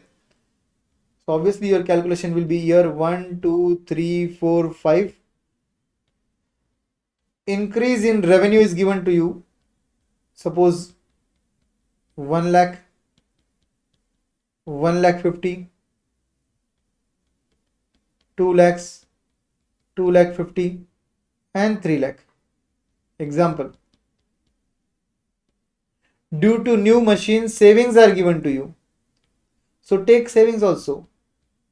15 lakhs, 10 lakhs, 5 lakh, 15 lakhs, 10 lakhs. These are your savings. So this will be your total. And on this, of course, you are supposed to deduct depreciation. So you need to take total is 16 lakh, total is 11.5 lakh, total is 17 lakhs, not 17, it is 7 lakh. Then here the total is 17.5 lakh and here the total is 13 lakhs. आ गया total समझ में? So these are all the values I am just taking as example. Okay. Now take opening WDV, take depreciation, but both will be incremental. So obviously for this purpose I will take 25 lakhs. My dear friends, I will take 25 lakhs. Are you understanding? Now calculate depreciation every year on WDV basis. Suppose rate is 20%, so take 20%, you will get profit before tax, and based on that you will get cash flow after tax. Based on that you will calculate cash flow after tax. So I hope you are understanding my concept, what I want to tell you. So for calculation, your 25 lakhs will come here. This will be called as incremental depreciation. And now your total amount minus this depreciation will give you profit before tax. Deduct tax and calculate your cash flow after tax. Deduct tax and calculate our cash flow after tax. Okay. How will you calculate the cash flow after tax? If I don't have space here, therefore I have written it like this. No problem. We can take next column as tax. You will get profit after tax. Then you will calculate cash flow after tax. Profit before tax. On profit before tax, calculate the tax. You will get profit after tax. Then you will add back this depreciation. You will get cash flow after tax. I hope everything is clear. Okay, great.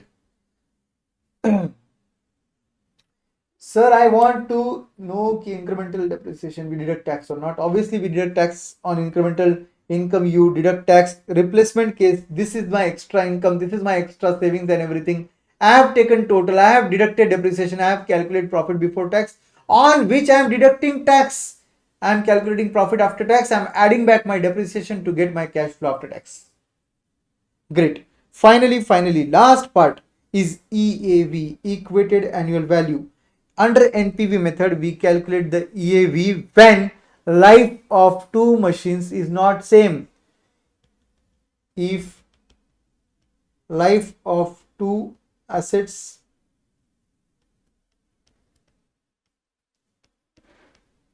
is not same, we calculate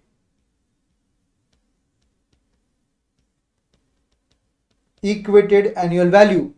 What is the formula for equated annual value?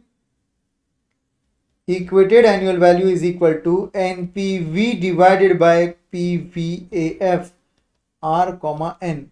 NPV divided by PVAF R comma N. Yes, my dear friends. So this is the formula for EAV. You use EAV only when life of two project is not same. अगर दो project का life same नहीं रहेगा तो हम use करते हैं EAV, equated annual value.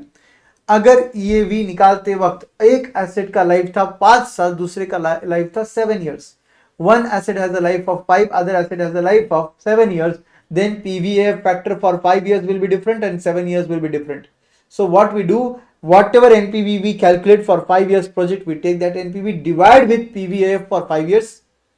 And whatever NPV we get for 7 years project, we take that NPV and divide it with PVAF of 7 years.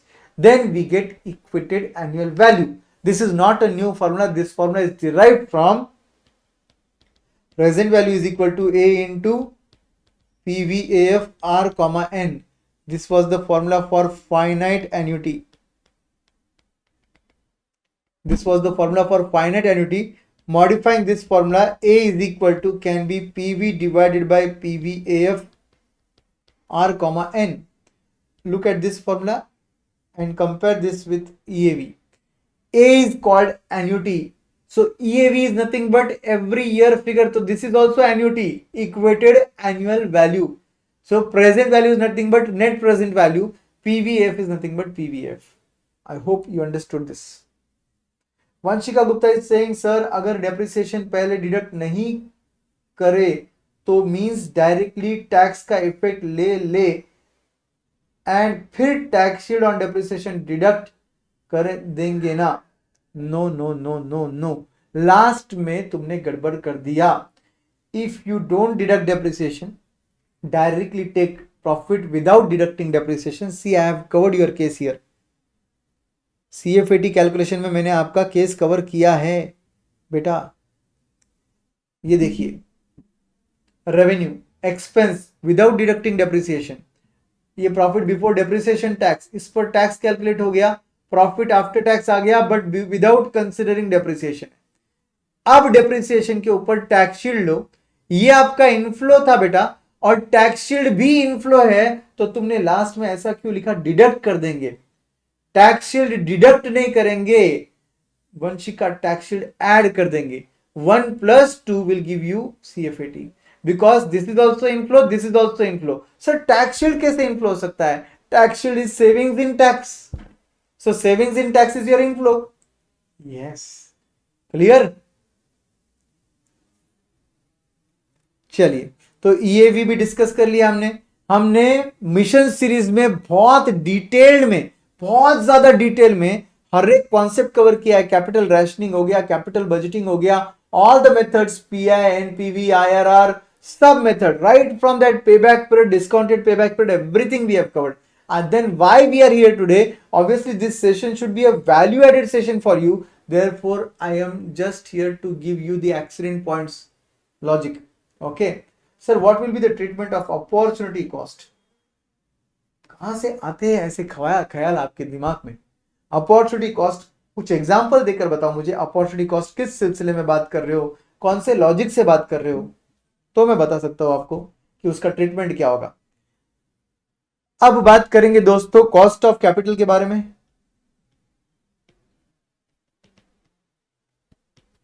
When I refer to cost of capital, okay, when I refer to cost of capital, so we have KD, KP,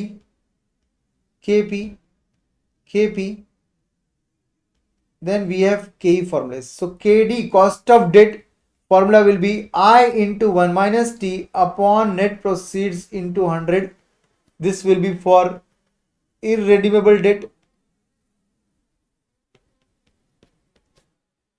When you have the debt as redeemable debt, your formula will be I into 1 minus T plus RV minus NP by N whole divided by RV plus NP upon 2 into 100. This will be for redeemable debt.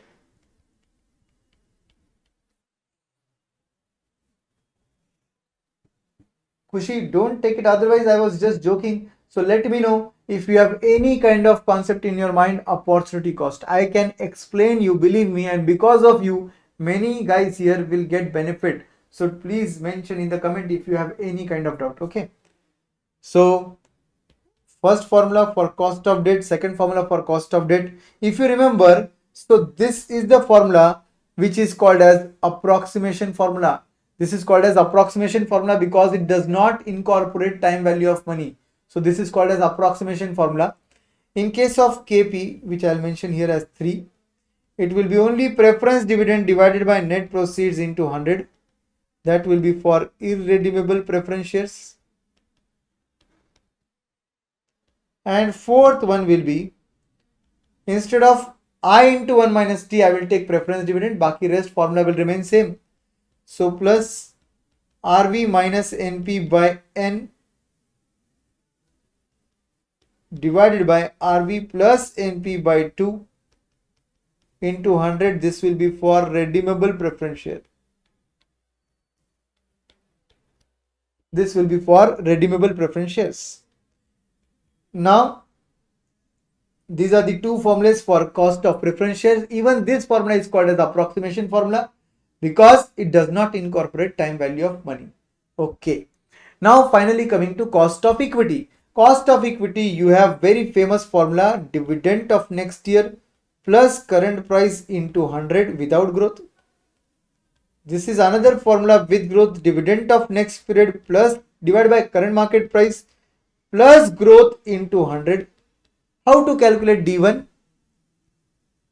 D1 is equal to D0 plus growth. D1 is equal to D0 plus growth. D0 plus growth will give you D1. Okay. Now, another very famous formula. Now we are not referring to whole formulas. We are referring to only the formula which normally comes in exam. Okay. So, K can also be 1 by P ratio. K can also be 1 by P ratio. Remember, if P ratio is given and you don't have any other choice, then use the formula 1 by P ratio to get your K. Normally ये dividend policy chapter में use होता है.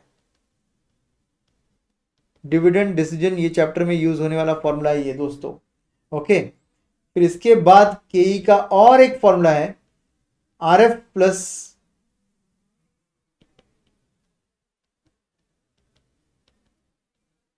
Beta into RM minus RF.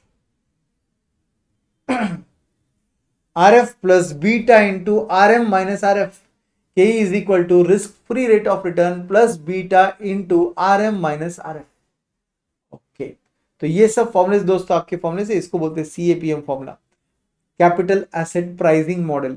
CAPM, capital asset pricing model formula. These are all very important formulas what I have mentioned just now. There are possibilities कि आप ये भूल जाओ specifically ये वाला, तो इसलिए ध्यान रखना. ठीक है. कॉस्ट ऑफ इक्विटी के अलग अलग फॉर्मुलेज है. Cost of debt, cost of preference share हो गया. अब ओवरऑल कॉस्ट ऑफ कैपिटल कैसे निकाला जाता है?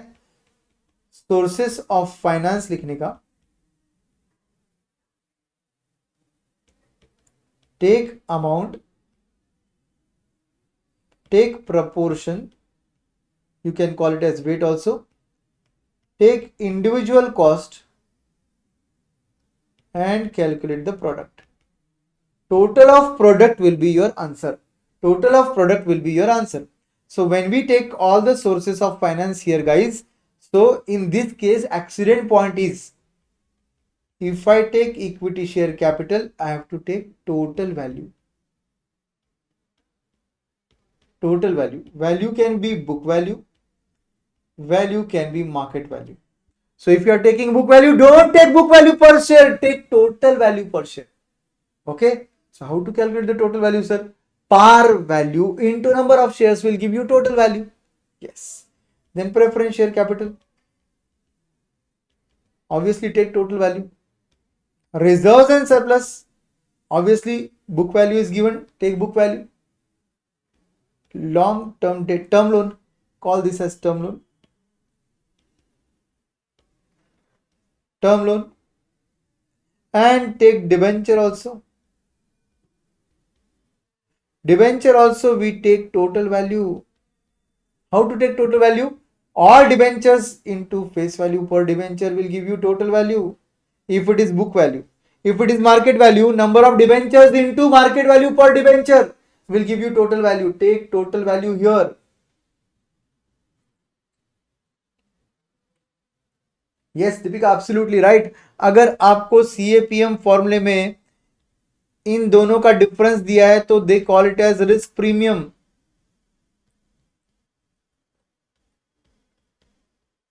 Market risk premium. If they give you market risk premium 8%, take directly RM minus RF as 8. Yes, you are absolutely right. तो यहां पर इस तरीके से ये वैल्यूज ली जाती है. इंडिविजुअल कॉस्ट निकाला जाएगा, प्रपोर्शन लिया जाएगा, और प्रपोर्शन निकालने के लिए ऑब्वियसली टोटल को divided by individual divide by total into 100 करोगे तो प्रपोर्शन आएगा. प्रपोर्शन निकालते जाओ. Individual item divided by total will give you proportion. Proportion multiplied by individual cost will give you product. So if this is A, B, C, D, your E will be C into D. Your E will be nothing but C into D. proportion into individual cost will give you product. Total of your product is your WAC. Total of your product is your WAC. Absolutely correct. एकदम सही है. इन चीजों का exam में ख्याल रखना. Basic चीजें हैं. सर रिजर्व एंड सरप्लस का एक बार याद दिला दो ना सर. रिजर्व एंड सरप्लस का एक बार एडजस्टमेंट याद दिला दो ना sir. If it is book value, take reserve and surplus every time, because your book value of equity share capital and your book value of reserves and surplus is different.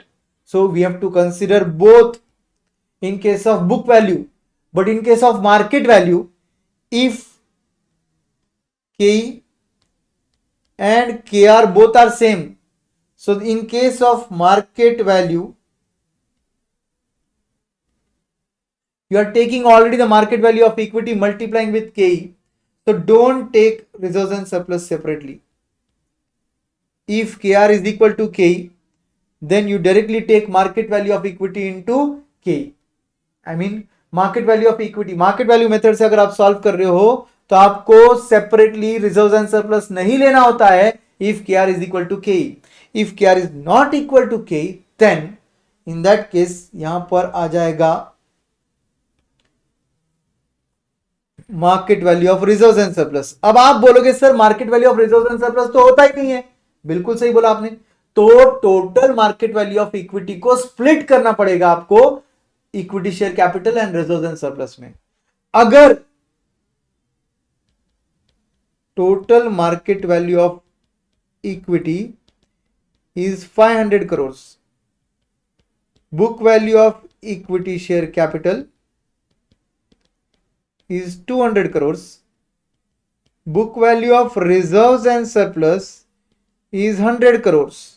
It very simply signifies you that since KR is not equal to KE,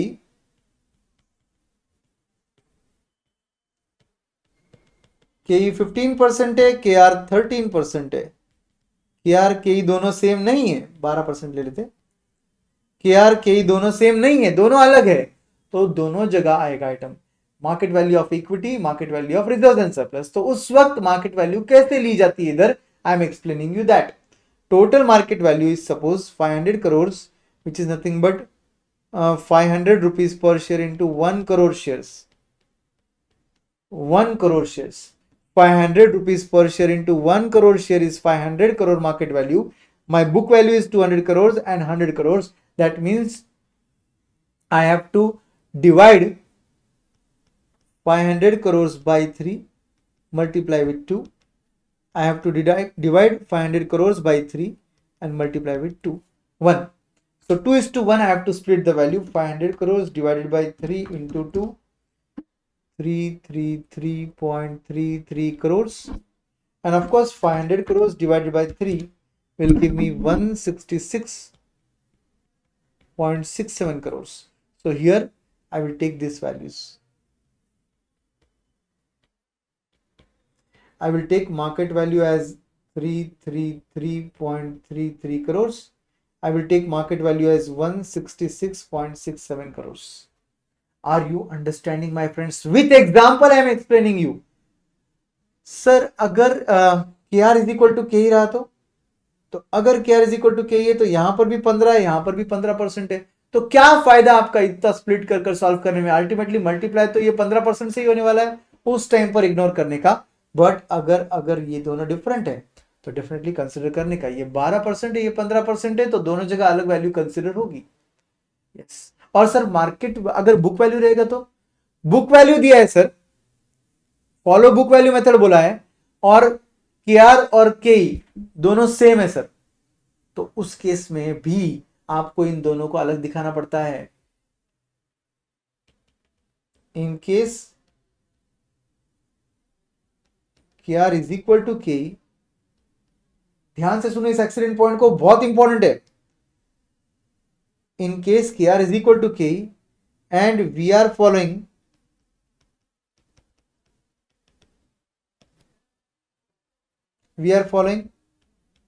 book value method, consider equity share capital and reserves and surplus both. Consider equity share capital, reserves and surplus both separately. क्यों sir? Why separately sir? Because equity share capital, reserves and surplus both have separate book values. Both have separate book values. Sir इसको without split करे भी solve कर सकते हैं ना? Without split करे से कैसे सॉल्व करोगे बेटा आप?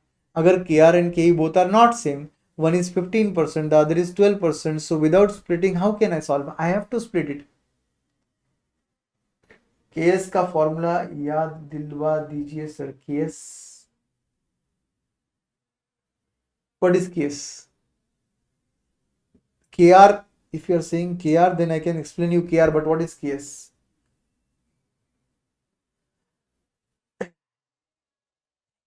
सर मैंने सीए के मॉड्यूल में देखा था, उसमें डिबेंचर्स पर कूपन रेट लिया था.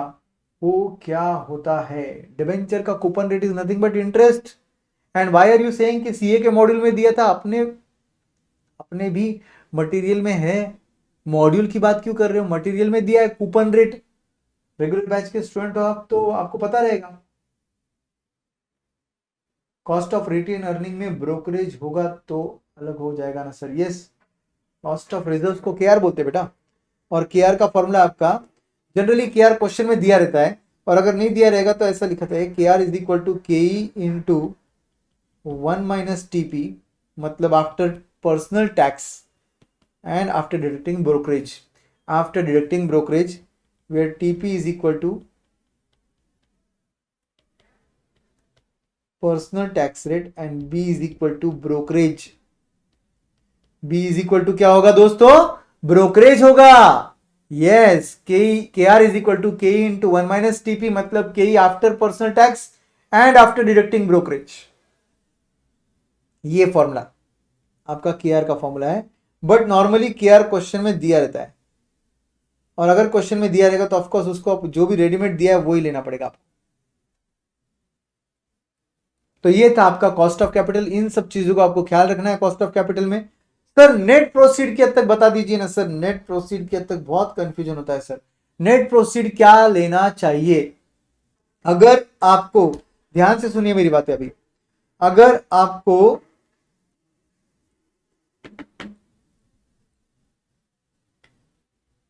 मार्केट वैल्यू ऑफ डिबेंचर दिया है 105, if they have mention you, sir क्या केआर का रेट क्वेश्चन में दिया रहता है? Yes, at times they give you the KR rate in the question. So market value of debenture is 105 example. Debentures are issued at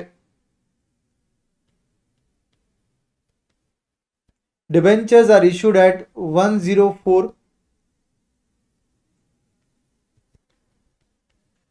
at flotation cost of 4% on face value. अगर ऐसा question exam में आता है, market value of debenture या preference share कुछ भी ले लो, 105 दिया हुआ है, और आपको बोला है debentures are issued at 104 at flotation cost of 4% on face value. 4% ज्यादा हो गया, अपन इसको ले लेते 1% ऑन फेस वैल्यू. ठीक है, तो इस तरीके का क्वेश्चन अगर एग्जाम में आ जाता है तो आप क्या करोगे? ऐसे वाले क्वेश्चन में आपका नेट प्रोसीड विल बी, सबसे पहले तो दे आर इशूड एट 104, मतलब ये कोई इंपॉर्टेंट है ही नहीं, 104 लेना पड़ेगा, minus 1% flotation cost on face value है तो 100 पर 1% लेना पड़ेगा. 104 minus 1 rupee is equal to 103 will become your net proceeds. Your net proceed will become 103. Net proceed मतलब कंपनी के जेब में कितना पैसा आया, that is called as net proceeds. Yes sir, understood. Yes sir, understood sir. Net proceed का logic समझ गया सर. अब ध्यान से सुनो, अगर सपोज आपको यही सेम केस में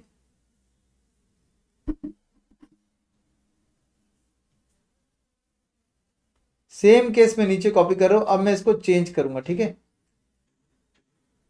debentures market value is given 105. Debentures are issued at 104 and बोला है at flotation cost of 1%, at flotation cost of 1%. तो अब क्या होगा दोस्तों, अब क्या होगा दोस्तों, तो अब आपको 104 पर लगाना पड़ेगा 1%. 104 का 1% लेना होगा. 104 into 1% comes to 1.04 and 104 minus 1.04 अगर मैं करूं तो यह आ जाएगा 102.96. 102.96. Are you understanding? अगर के आर रेट नहीं दिया रहेगा तो के आर इज इक्वल टू के ही अज्यूम कर लेंगे क्या सर? Yes, absolutely. अगर के आर का रेट नहीं दिया रहेगा, ब्रोकरेज भी नहीं दिया है, पर्सनल टैक्स भी नहीं दिया है, तो ऑब्वियसली के आर इज इक्वल टू के ही रहता है. चलो, तो ये आ गया 102.96. यस गाइज, तो इसका मतलब वापस से 104 पे इशू किया, इसलिए इसको इग्नोर किया और उसके बाद ये सब सॉल्व किया. और अगर सपोज क्वेश्चन में बोला है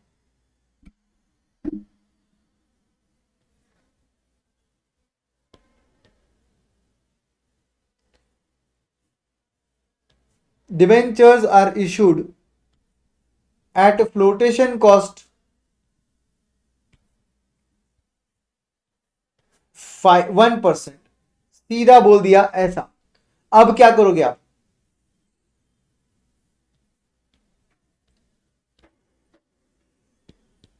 अब क्या करोगे बोलो? सीधा 105 का 1% लेना पड़ेगा आपको. 105 का 1% लेना पड़ेगा आपको. तो 105 का 1%,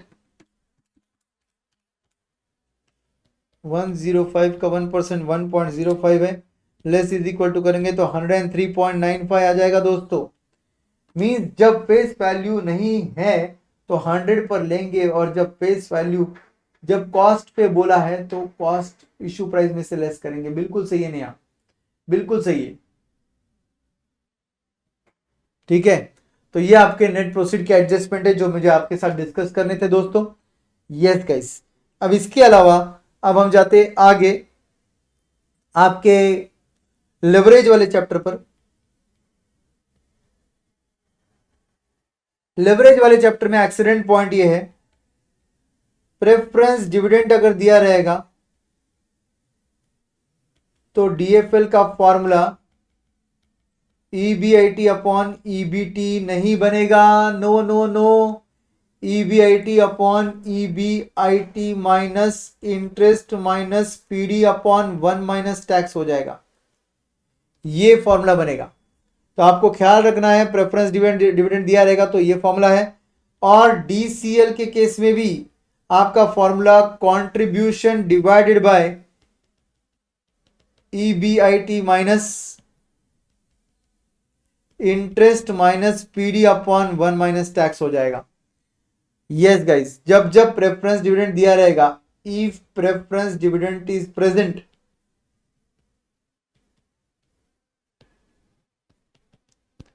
in question, so don't forget to alter the formula. Your formula will be EBIT upon EBIT minus interest minus PD upon 1 minus tax. PD upon 1 minus tax को बोलते हैं preference dividend before tax. And second will be DCL का formula जो हो जाता है contribution upon EBT की जगह contribution upon EBIT minus interest minus PD upon 1 minus tax. और अगर suppose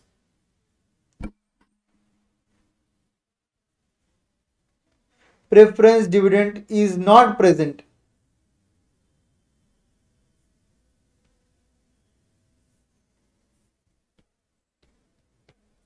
अगर नॉट प्रेजेंट रहेगा ना तो आपका सीधा सीधा फॉर्मूला दोनों भी जगह बहुत बहुत सिंपल फॉर्मूला यूज हो जाएगा. EBIT upon EBT, contribution upon EBT. तो दोनों जगह का डिनोमिनेटर पूरा हटा दिया और सेम रख दिया, क्योंकि पहले भी सेम था.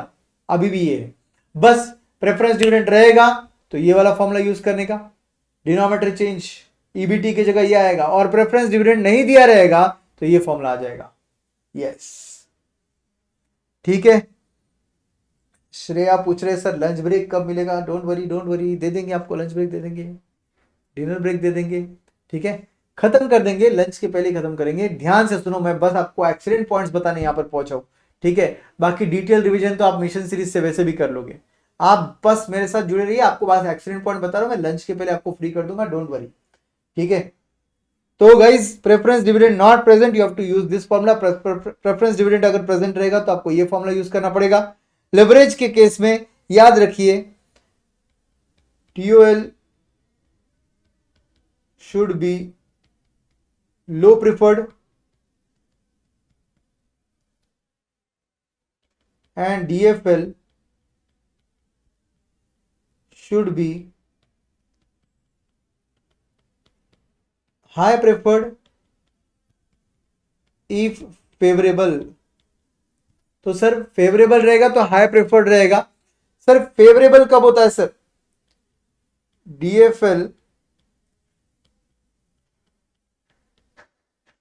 favorable if return on investment is more than rate of interest on debt। तो लोन का जो रेट ऑफ इंटरेस्ट है उससे ज्यादा हमारी कमाई है, whatever is the rate of interest on debt we are earning more than that, this is called as DFL favorable। DFL unfavorable, of course when this is reverse, it is unfavorable। if it is favorable, it is called as trading on equity। what it is called? Trading on equity। there can be a theoretical question of this also, okay। sir return और net profit same rate होता है क्या सर? Return और net profit same rate होता है क्या? Net profit ratio is net profit upon sales into 100। Return the formula is ROI, return the formula is EBIT upon capital employed into 100। दोनों different है, दोनों डिफरेंट है, okay, don't worry. Yes, so ये आपका overall leverage का logic था। Leverage में आप सबको पता है operating leverage, financial leverage and combine leverage होता है। ऑपरेटिंग लेवरेज का फॉर्मूला कंट्रीब्यूशन अपॉन EBIT रहेगा, या तो percentage change in EBIT upon percentage change in sales रहेगा। आपका फाइनेंशियल लेवरेज का फॉर्मूला EBIT अपॉन EBT रहेगा, या तो percentage change in EPS upon percentage change in EBIT रहेगा। आपका DCL का फॉर्मूला कंट्रीब्यूशन बाय EBT रहेगा, या तो percentage change in EPS upon percentage change in sales रहेगा। अगर प्रेफरेंस डिविडेंड रहेंगे तो फॉर्मूला जैसे अपन ने ऊपर लिखा था वैसे अल्टर होंगे। ये बातों का आपको बेसिक ख्याल रखना है। DCL का एक और फॉर्मूला है DOL इंटू DFL। DCL का एक और फॉर्मूला है DOL इंटू DFL, ओके। ये बेसिक बातें याद रखिए दोस्तों। Return on trading on equity, favourable financial leverage, ये सब के लॉजिक्स होते हैं। ये थ्योरी क्वेश्चन भी आ सकते हैं एग्जाम में, प्रैक्टिकल क्वेश्चन भी आ सकते हैं। चाहिए तो आपके लिए लिख देता हूं मैं, where ROI is equal to EBIT upon capital employed into 100। और ROE का फॉर्मूला भी बता देता हूं मैं आपको, return on equity is NI upon equity into 100। दोनों फॉर्मूलेज अलग है। और नेट प्रॉफिट का फॉर्मूले का इसका कोई संबंध नहीं है। नेट प्रॉफिट का फॉर्मूला है net profit ratio is equal to net profit upon sales into 100। तो ये ऑल टुगेदर अलग फॉर्मूला है। यस गाइस, और एक फॉर्मूला है रिटर्न का, return on net worth, which is nothing but profit after tax divided by net worth into 100। और जब हम नेटवर्थ बोलते हैं तो इसमें वापस तीन चीजें आती है दोस्तों, equity share capital, preference share capital and obviously reserves and surplus. ये तीनों को मिला दिया तो नेटवर्थ होता है, और इन तीनों के लिए जो रिटर्न मिल रहा है वो प्रॉफिट आफ्टर टैक्स मिल रहा है। ये सब रिटर्न्स के फॉर्मुलेज है guys. I hope the concepts are very clear to all of you. I hope the formulas, the concepts and everything whatever we have discussed are very clear to you. Yes. Capital structure chapter पे जा रहा हूं मैं. Capital structure chapter में 2 point मैं आपको revise कराऊंगा. Financial break even point, जिसके लिए फॉर्मूला है interest plus preference dividend divided by 1 minus tax, या तो फिर दूसरा फॉर्मूला है let the EBIT be X, let EBIT be X for financial break even point.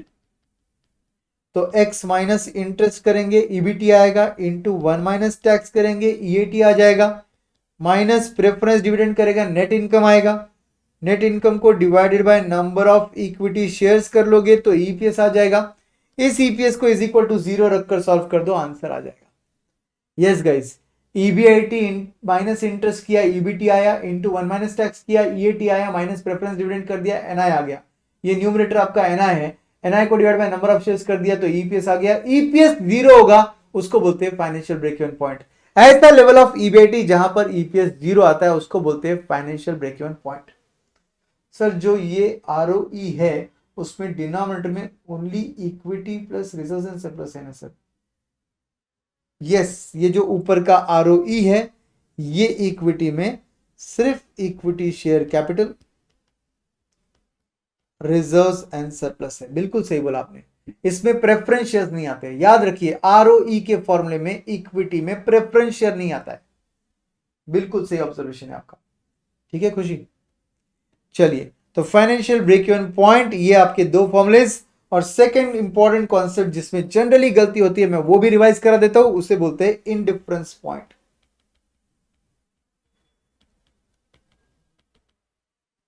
Indifference point में भी अपन बोलेंगे सेम चीज.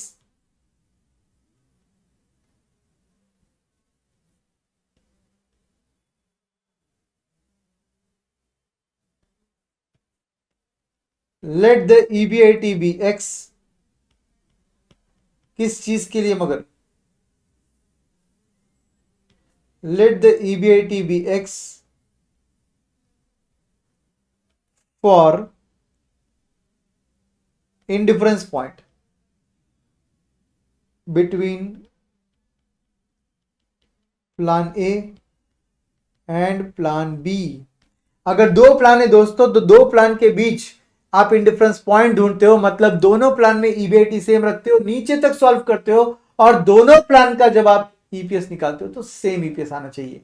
तो उसके लिए हम बोलेंगे same to same formula repeat होगा. Let the EBIT be X बोल दिया, मतलब एक्स के साथ मेरा प्लान ए का ईपीएस ये आ सकता है. Yes sir. एक्स के साथ प्लान बी का ईपीएस ये आ सकता है. Yes sir. तो प्लान ए इधर रख दो मैं. तो प्लान ए का इंटरेस्ट माइनस किया, प्लान ए का प्रेफरेंस डिविडेंड माइनस किया, प्लान ए के नंबर ऑफ शेयर्स लिए, is equal to plan B का ईपीएस. और प्लान बी के ईपीएस के लिए इंटरेस्ट प्लान बी का लिया गया, प्रेफरेंस डिविडेंड प्लान बी का लिया गया, number of shares plan B के रख दिए गए. तो आप बोल रहे हो this EPS is equal to this EPS. ऐसा कौन सा वैल्यू ऑफ एक्स मतलब ईबीआईटी है, उसको हम बुलाते हैं indifference point.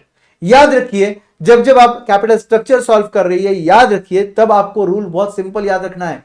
Always issue new shares at market price, not at face value.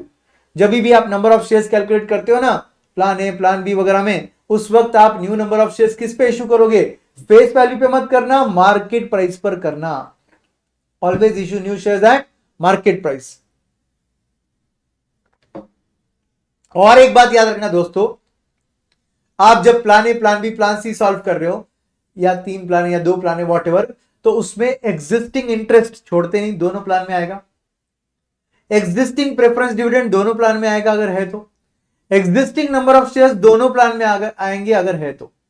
ठीक है, एग्जिस्टिंग कभी नहीं छोड़ते, maybe interest, maybe preference dividend, maybe number of shares. फिर क्या चेंज होता है sir plan to plan? Proposed debt पर का इंटरेस्ट, प्रपोज्ड प्रेफरेंस डिविडेंड पर का preference dividend, proposed preference shares पर का preference dividend and proposed equity issue के वक्त न्यू नंबर ऑफ शेयर्स. ये सिर्फ आपके चेंज होते हैं प्लान टू प्लान. बाकी सब चीजें सेम रहती है। एग्जिस्टिंग को हम चेंज नहीं करते, सभी प्लान में सेम रखते हैं। यस गाइस, तो ये ओवरऑल डिस्कशन आपका कैपिटल स्ट्रक्चर के लिए था मेरा। NI approach, NI approach, MM approach और ट्रेडिशनल अप्रोच अच्छे से करके जाना। बहुत सिंपल है, ध्यान से अच्छे से सम सॉल्व करके जाओगे, प्रैक्टिस हो जाएगा अच्छे से। इंडिफरेंस पॉइंट के तक भी अगर आपको चार्ट बनाना नहीं आता है तो मिशन सीरीज के लेक्चर को रेफर करो, मैंने वहां पर चार्ट बनाना भी डिस्कस किया हुआ है। अगर आपको ये कोई भी कॉन्सेप्ट में रिकॉलिंग में दिक्कत हो रही है, मिशन सीरीज को रेफर कर लो, वहां पर क्लियर हो जाएगा। ठीक है, अब मैं बढ़ रहा हूं last part, that is working capital, फिर हम एंड करेंगे। ठीक है, तो मैनेजमेंट ऑफ वर्किंग कैपिटल, बहुत अच्छे अच्छे सम सॉल्व किए मिशन सीरीज में, प्लीज जाके रेफर कीजिए, आपके और भी इंपॉर्टेंट कॉन्सेप्ट सब क्लियर हो जाएंगे। Management of working capital guys, working capital is nothing but current assets minus current liability. जब मैं बोलता हूं मैनेजमेंट ऑफ वर्किंग कैपिटल, मतलब मैं एस्टिमेशन कर रहा हूं मेरे फ्यूचर पीरियड के वर्किंग कैपिटल का, और उसके लिए मेरा फॉर्मेट रहेगा serial number, particulars, basis, computation, amount rupees. ये फॉर्मेट 5 कॉलम का बनता है जिसमें आप निकाल लेते हो आपका वर्किंग कैपिटल। 5 कॉलम के ये फॉर्मेट में आप निकालते हो आपका फ्यूचर पीरियड का वर्किंग कैपिटल। ठीक है सर, कैसे निकाला जाता है एक बार रिवाइज करा दीजिए। करंट एसेट्स पहले लिए जाते दोस्तों। First item raw material stock लिया जाएगा। सेकेंड आइटम WIP का स्टॉक लिया जाएगा, इसके लिए बहुत केयरफुल रहना पड़ता है। थर्ड आइटम मैं बता दूंगा, डोंट वरी, एक्सीडेंट पॉइंट भी। Third will be your finish goods का stock. Fourth will be your debtors which we always value on cost of sales. याद रखिए, सेल्स पर नहीं वैल्यू करते। अगर क्वेश्चन में बोला है sales, debtors on 2 month sales, तो ही सेल्स पे लेने का, अदरवाइज सेल्स पे नहीं लेने का, कॉस्ट ऑफ सेल्स पे लेने का, मतलब प्रॉफिट इंक्लूड नहीं करने का। Don't include profit in that case. Then cash oblique bank, ये हर वक्त गिवन होता है, this is always given to you. Okay, cash oblique bank, so that will give you your subtotal A. Here it will be subtotal A. B part will be current liabilities. First item will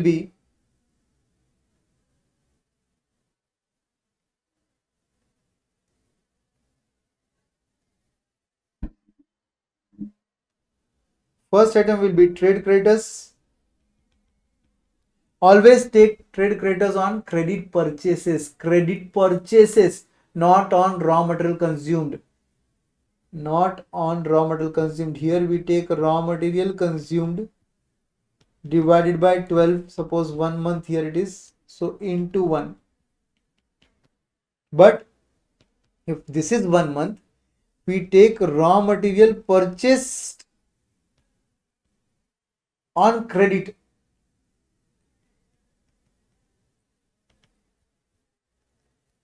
divided by 12 into 1. This will be the logic here. ये logic रहेगा, understood. Second item will be outstanding wages.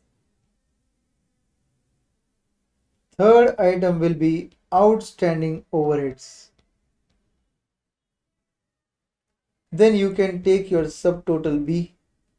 If you don't have provision for tax or items like this, then you can take subtotal B.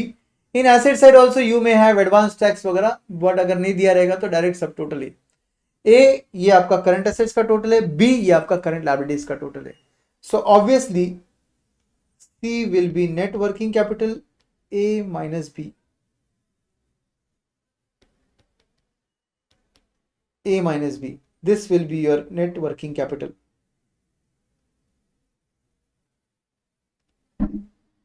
याद रखिए, पूरा सम hard नहीं होता है, सम का कुछ पार्ट हार्ड होता है, वो not whole sum is tough. Okay, so you need to solve it very properly. D part will be your margin of safety. On C it might be on E also. And finally margin of safety include करके net working capital. So net working capital with margin of safety, that will be C plus D. And this will be your final answer. If they give you margin of safety, it's okay. Otherwise, you have to ignore this part and C will be your final answer. Let me now explain you the adjustment for your WIP, work in progress stock. So work in progress stock, what is work in progress? You don't have 100% raw material, 100% wages and 100% overheads. If raw material, wages and overheads, if they are 100%, 100%, 100%, of course this is not WIP, this is finished goods. So when I say work in progress, of course it cannot be 100, it has to be something else. Suppose 50%, 50%. So 100% raw material, but this processing cost, they call this as processing cost oblique conversion cost. If this is half incurred and half yet to be incurred, we have to take raw material 100%, wages 50%, overheads 50%. याद रखिए इस बात को. तो finally ये इस तरीके से आपका WIP मिलता है. But suppose they told you WIP to be valued on prime cost. ये तो आपका जनरल अजम्पशन हो गया. नथिंग गिवन, आपको जनरली यही अज्यूम करना है. General assumption. अगर वो बोलते WIP to be valued on prime cost,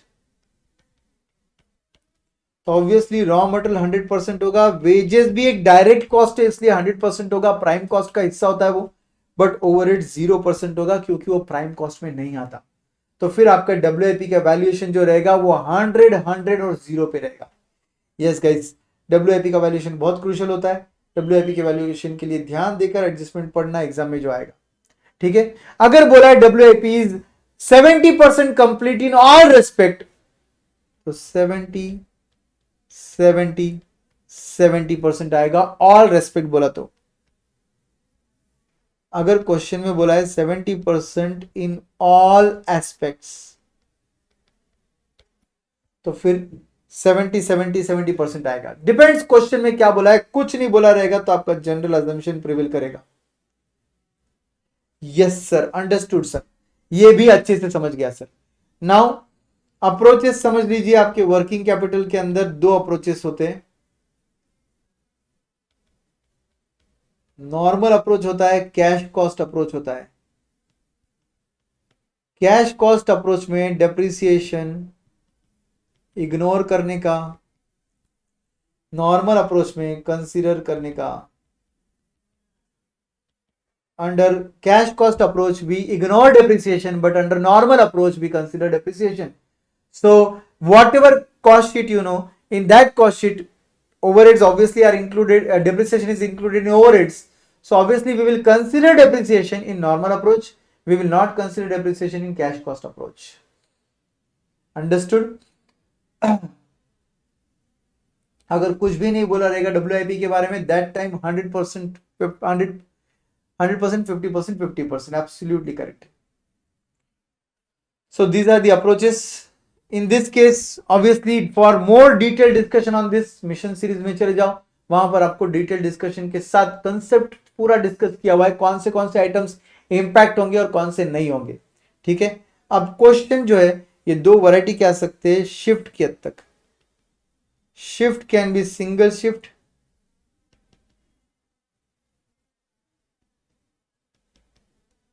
and shift can be double shift. तो जब सिंगल शिफ्ट होता है तब वर्किंग कैपिटल कम लगता है, डबल शिफ्ट जब चलेगा तब वर्किंग कैपिटल ज्यादा लगेगा. Remember all items of your current assets and current liabilities in quantity terms will get doubled except for WIP stock, except for WIP stock and fixed items like fixed wages and fixed overheads. बाकी सब item quantity wise double हो जाएगा. Purchase, cell सब double हो रहा है, इसलिए debtors, creditors सब डबल होगा in quantity terms. So obviously single shift, double shift पर भी रेगुलर बैच में हमने क्वेश्चन सॉल्व किया है. We have solved a question on single shift, double shift in our regular batch also. So be careful. Single shift, double shift, just remember WIP remains same in quantity terms. Understood? Understood, sir. Understood. Everything understood, sir, properly. So this was your working capital chapter. So whatever I discussed with you in this 2-3 hours span, I have discussed with you the main crucial points where generally you get confused.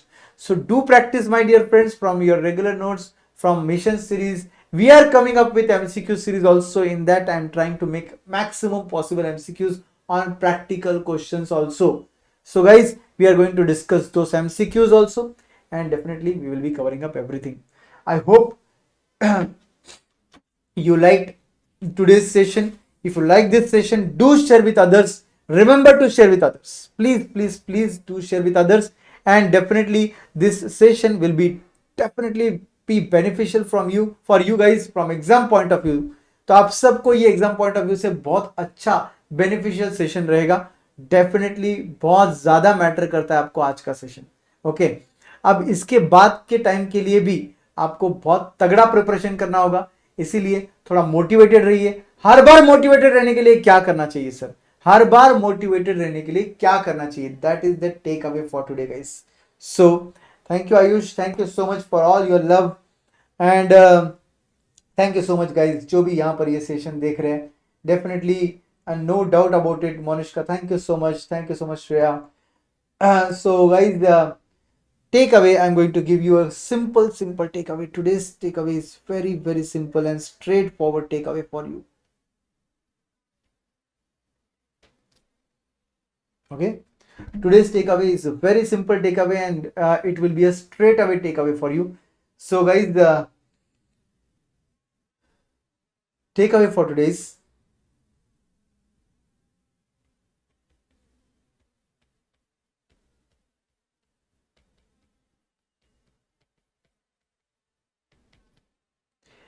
every day when you sit for study, जब तू पढ़ने बैठेगा, हर बार ये sentence याद रखना, all I'm having is today. All I have is today. All I have is today. अगर तू ये एटीट्यूड से एवरी डे पढ़ने बैठेगा, डेफिनेटली तेरी हर दिन की पढ़ाई पीक लेवल तक जाएगी. बहुत टाइम है, कल कर लेंगे, परसों कर लेंगे, आज कुछ और कर लेते हैं, ये ख्यालात हर किसी के मन में आते हैं, हर किसी के दिल में आते हैं. बट गाइज, अगर आप ये सेंटेंस आपके नोटबुक में लिखोगे और उसी को एवरीडे पर पढ़कर ही पढ़ाई स्टार्ट करोगे, तो आपका डेफिनेटली नैया पार हो जाएगा.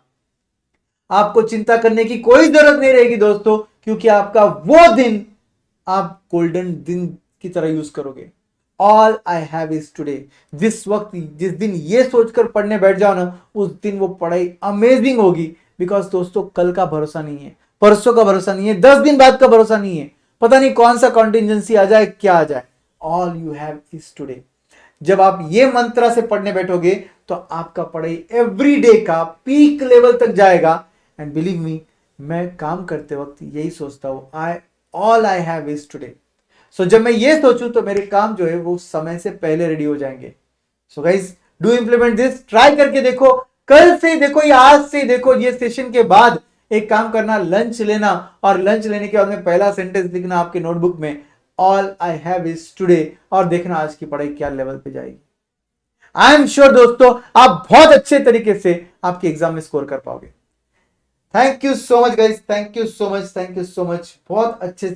बहुत अच्छे से ये सेशन हमने एंड किया. I hope you like the session. I am sure guys कि आपको ये सेशन बहुत ज्यादा पसंद आया है. तो अब आपको इंपॉर्टेंटली याद क्या रखना है कि पेपर सॉल्विंग के वक्त आप क्या करोगे. पेपर सॉल्विंग के वक्त आपका एटीट्यूड क्या रहेगा वो मैं आपको बता रहा हूं. तो guys, FM with economics for finance. Sir पहले क्या अटेम्प्ट करे सर? जो तुझे अच्छे से आता है वो तू पहले अटेम्प्ट करेगा. May it be economics for finance, may it be FM. See guys, you never know कि आने वाला पेपर कैसा रहेगा. तो ऑब्वियसली आपको प्रिपेयर्ड रहना होगा दोनों के लिए बहुत अच्छे से. तो आपको क्या करना होगा, इस पेपर आने के बाद शांति से जब 15 मिनट्स का रीडिंग टाइम होता है, उसमें आइडेंटिफाई करना होगा कि आपको कौन सा क्वेश्चन आ रहा है और कौन सा नहीं आ रहा है. जो क्वेश्चंस आपको आ रहे हैं ना दोस्तों, बस वो मार्क करते चलो. और याद रखना, पेपर जब हाथ में मिलेगा आपको तो आपका टारगेट रहेगा केवल 60 मार्क्स. 50 से 60 मार्क की चाहिए आपको. नहीं, आप बराबर सुन रहे हो, डोंट वरी. आपको 50 से 60 मार्क की चाहिए. सर बचा हुआ क्या करेंगे सर? इग्नोर कर दो जो भी हार्ड रहेगा वो. यस गाइस, ये माइंडसेट से आप पेपर लोगे, पेपर जो डिस्ट्रीब्यूट करेगा उससे, और आप आइडेंटिफाई कर लो आपको क्या आता है और क्या नहीं आता है, उसे टोटली इग्नोर कर दो गाइस, टोटली इग्नोर कर दो, और जो आता है उसे अच्छे से सॉल्व करना एक बार, और अटेम्प्ट करने के बाद शांति से 1.5 आवर 2 आवर्स में आपका 50-60 मार्क्स का कवरेज एकदम आसानी से हो जाएगा guys, don't worry at all. और उसके बाद क्या करना है, इस पेन पेपर पेंसिल सब कुछ नीचे रखना है, शांति से deep breathe in and breathe out. Yes guys, ये करना है आपको पेपर के अंदर। यस, बिल्कुल सही है, इससे आपका पूरा का पूरा टेंशन रिलीज हो जाएगा। आपको पता है कि आपने जो भी पेपर लिखा है वो आप कोई नहीं बिगाड़ सकता है। सर क्वेश्चन नंबर 2A आता था, 2B नहीं आता था, सर जगह छोड़िए आगे बढ़िए। 3A आता है, 3B नहीं आता है, जगह छोड़िए आगे बढ़िए। Sir can we jump the questions? Yes, 3 से 5 जा सकते हैं आप, 5 से 7 जा सकते हो, 7 से 3 वापस 2 पर आ सकते हो, बिल्कुल सही है, you can jump the question but you can not jump the sub bits. 3A के बाद 3B आना चाहिए, 3B के बाद अगला क्वेश्चन 4 आना चाहिए या 5, वॉट एवर। 5 ले लिया तो 5A और 5B साथ में आना चाहिए, that is what I am telling you. Yes guys, इस तरीके से आप पेपर कंप्लीट करोगे, डीप ब्रीथ इन डीप ब्रीथ आउट। इसके बाद क्या करना है सर, इसके बाद जो नहीं आता था ना उसे अटेम्प्ट करना है। अब मैं आपको बोल रहा हूं, सुनिए, जो 50-60 मार्क का आपका पेपर आता था आपने लिख दिया, जो 30-40 मार्क का आपका पेपर नहीं आता था ना, वो भी आई नो में कन्वर्ट हो जाएगा। आई एम नॉट जोकिंग, वो भी आई नो में कन्वर्ट हो जाएगा गाइस। कैसे सर, कैसे पॉसिबल है? बिल्कुल हो जाएगा, आई एम टेलिंग यू। उसमें से हार्डली 10 या 15 मार्क्स का ऐसा पेपर रहेगा जो आपने कभी देखा नहीं है, या टफ है या जो भी है। नहीं चाहिए यार 15-20 मार्क नहीं चाहिए, और क्या चाहिए? 80 मार्क्स मिलना कम है क्या? यस, 80 मार्क्स मिलना कम नहीं होता है सर। और वो 20 मार्क का क्या करेंगे सर? वो 20 के लिए आपको रोने का अधिकार तभी है जब आपको बचे हुए 80 में से 80 मिल जाएंगे। आई एम श्योर कि आप लोग जो मैं बोलना चाहता हूं वो आप समझ रहे हो अच्छे से। Yes guys, so just give your best shot in your paper, maybe FM, maybe economics for finance. आपको क्या अच्छे से आता है वो अच्छे से आता है, वो सॉल्व करो। डिपेंड करता है बॉस पेपर कैसा आया है। कभी कभी एफएम का पेपर इजी आ सकता है, ईएफएफ टफ आ सकता है, कभी कभी दोनों इजी आ सकता है, या कभी कभी एफएम टफ रहेगा ईएफएफ इजी रहेगा, व्हाटएवर।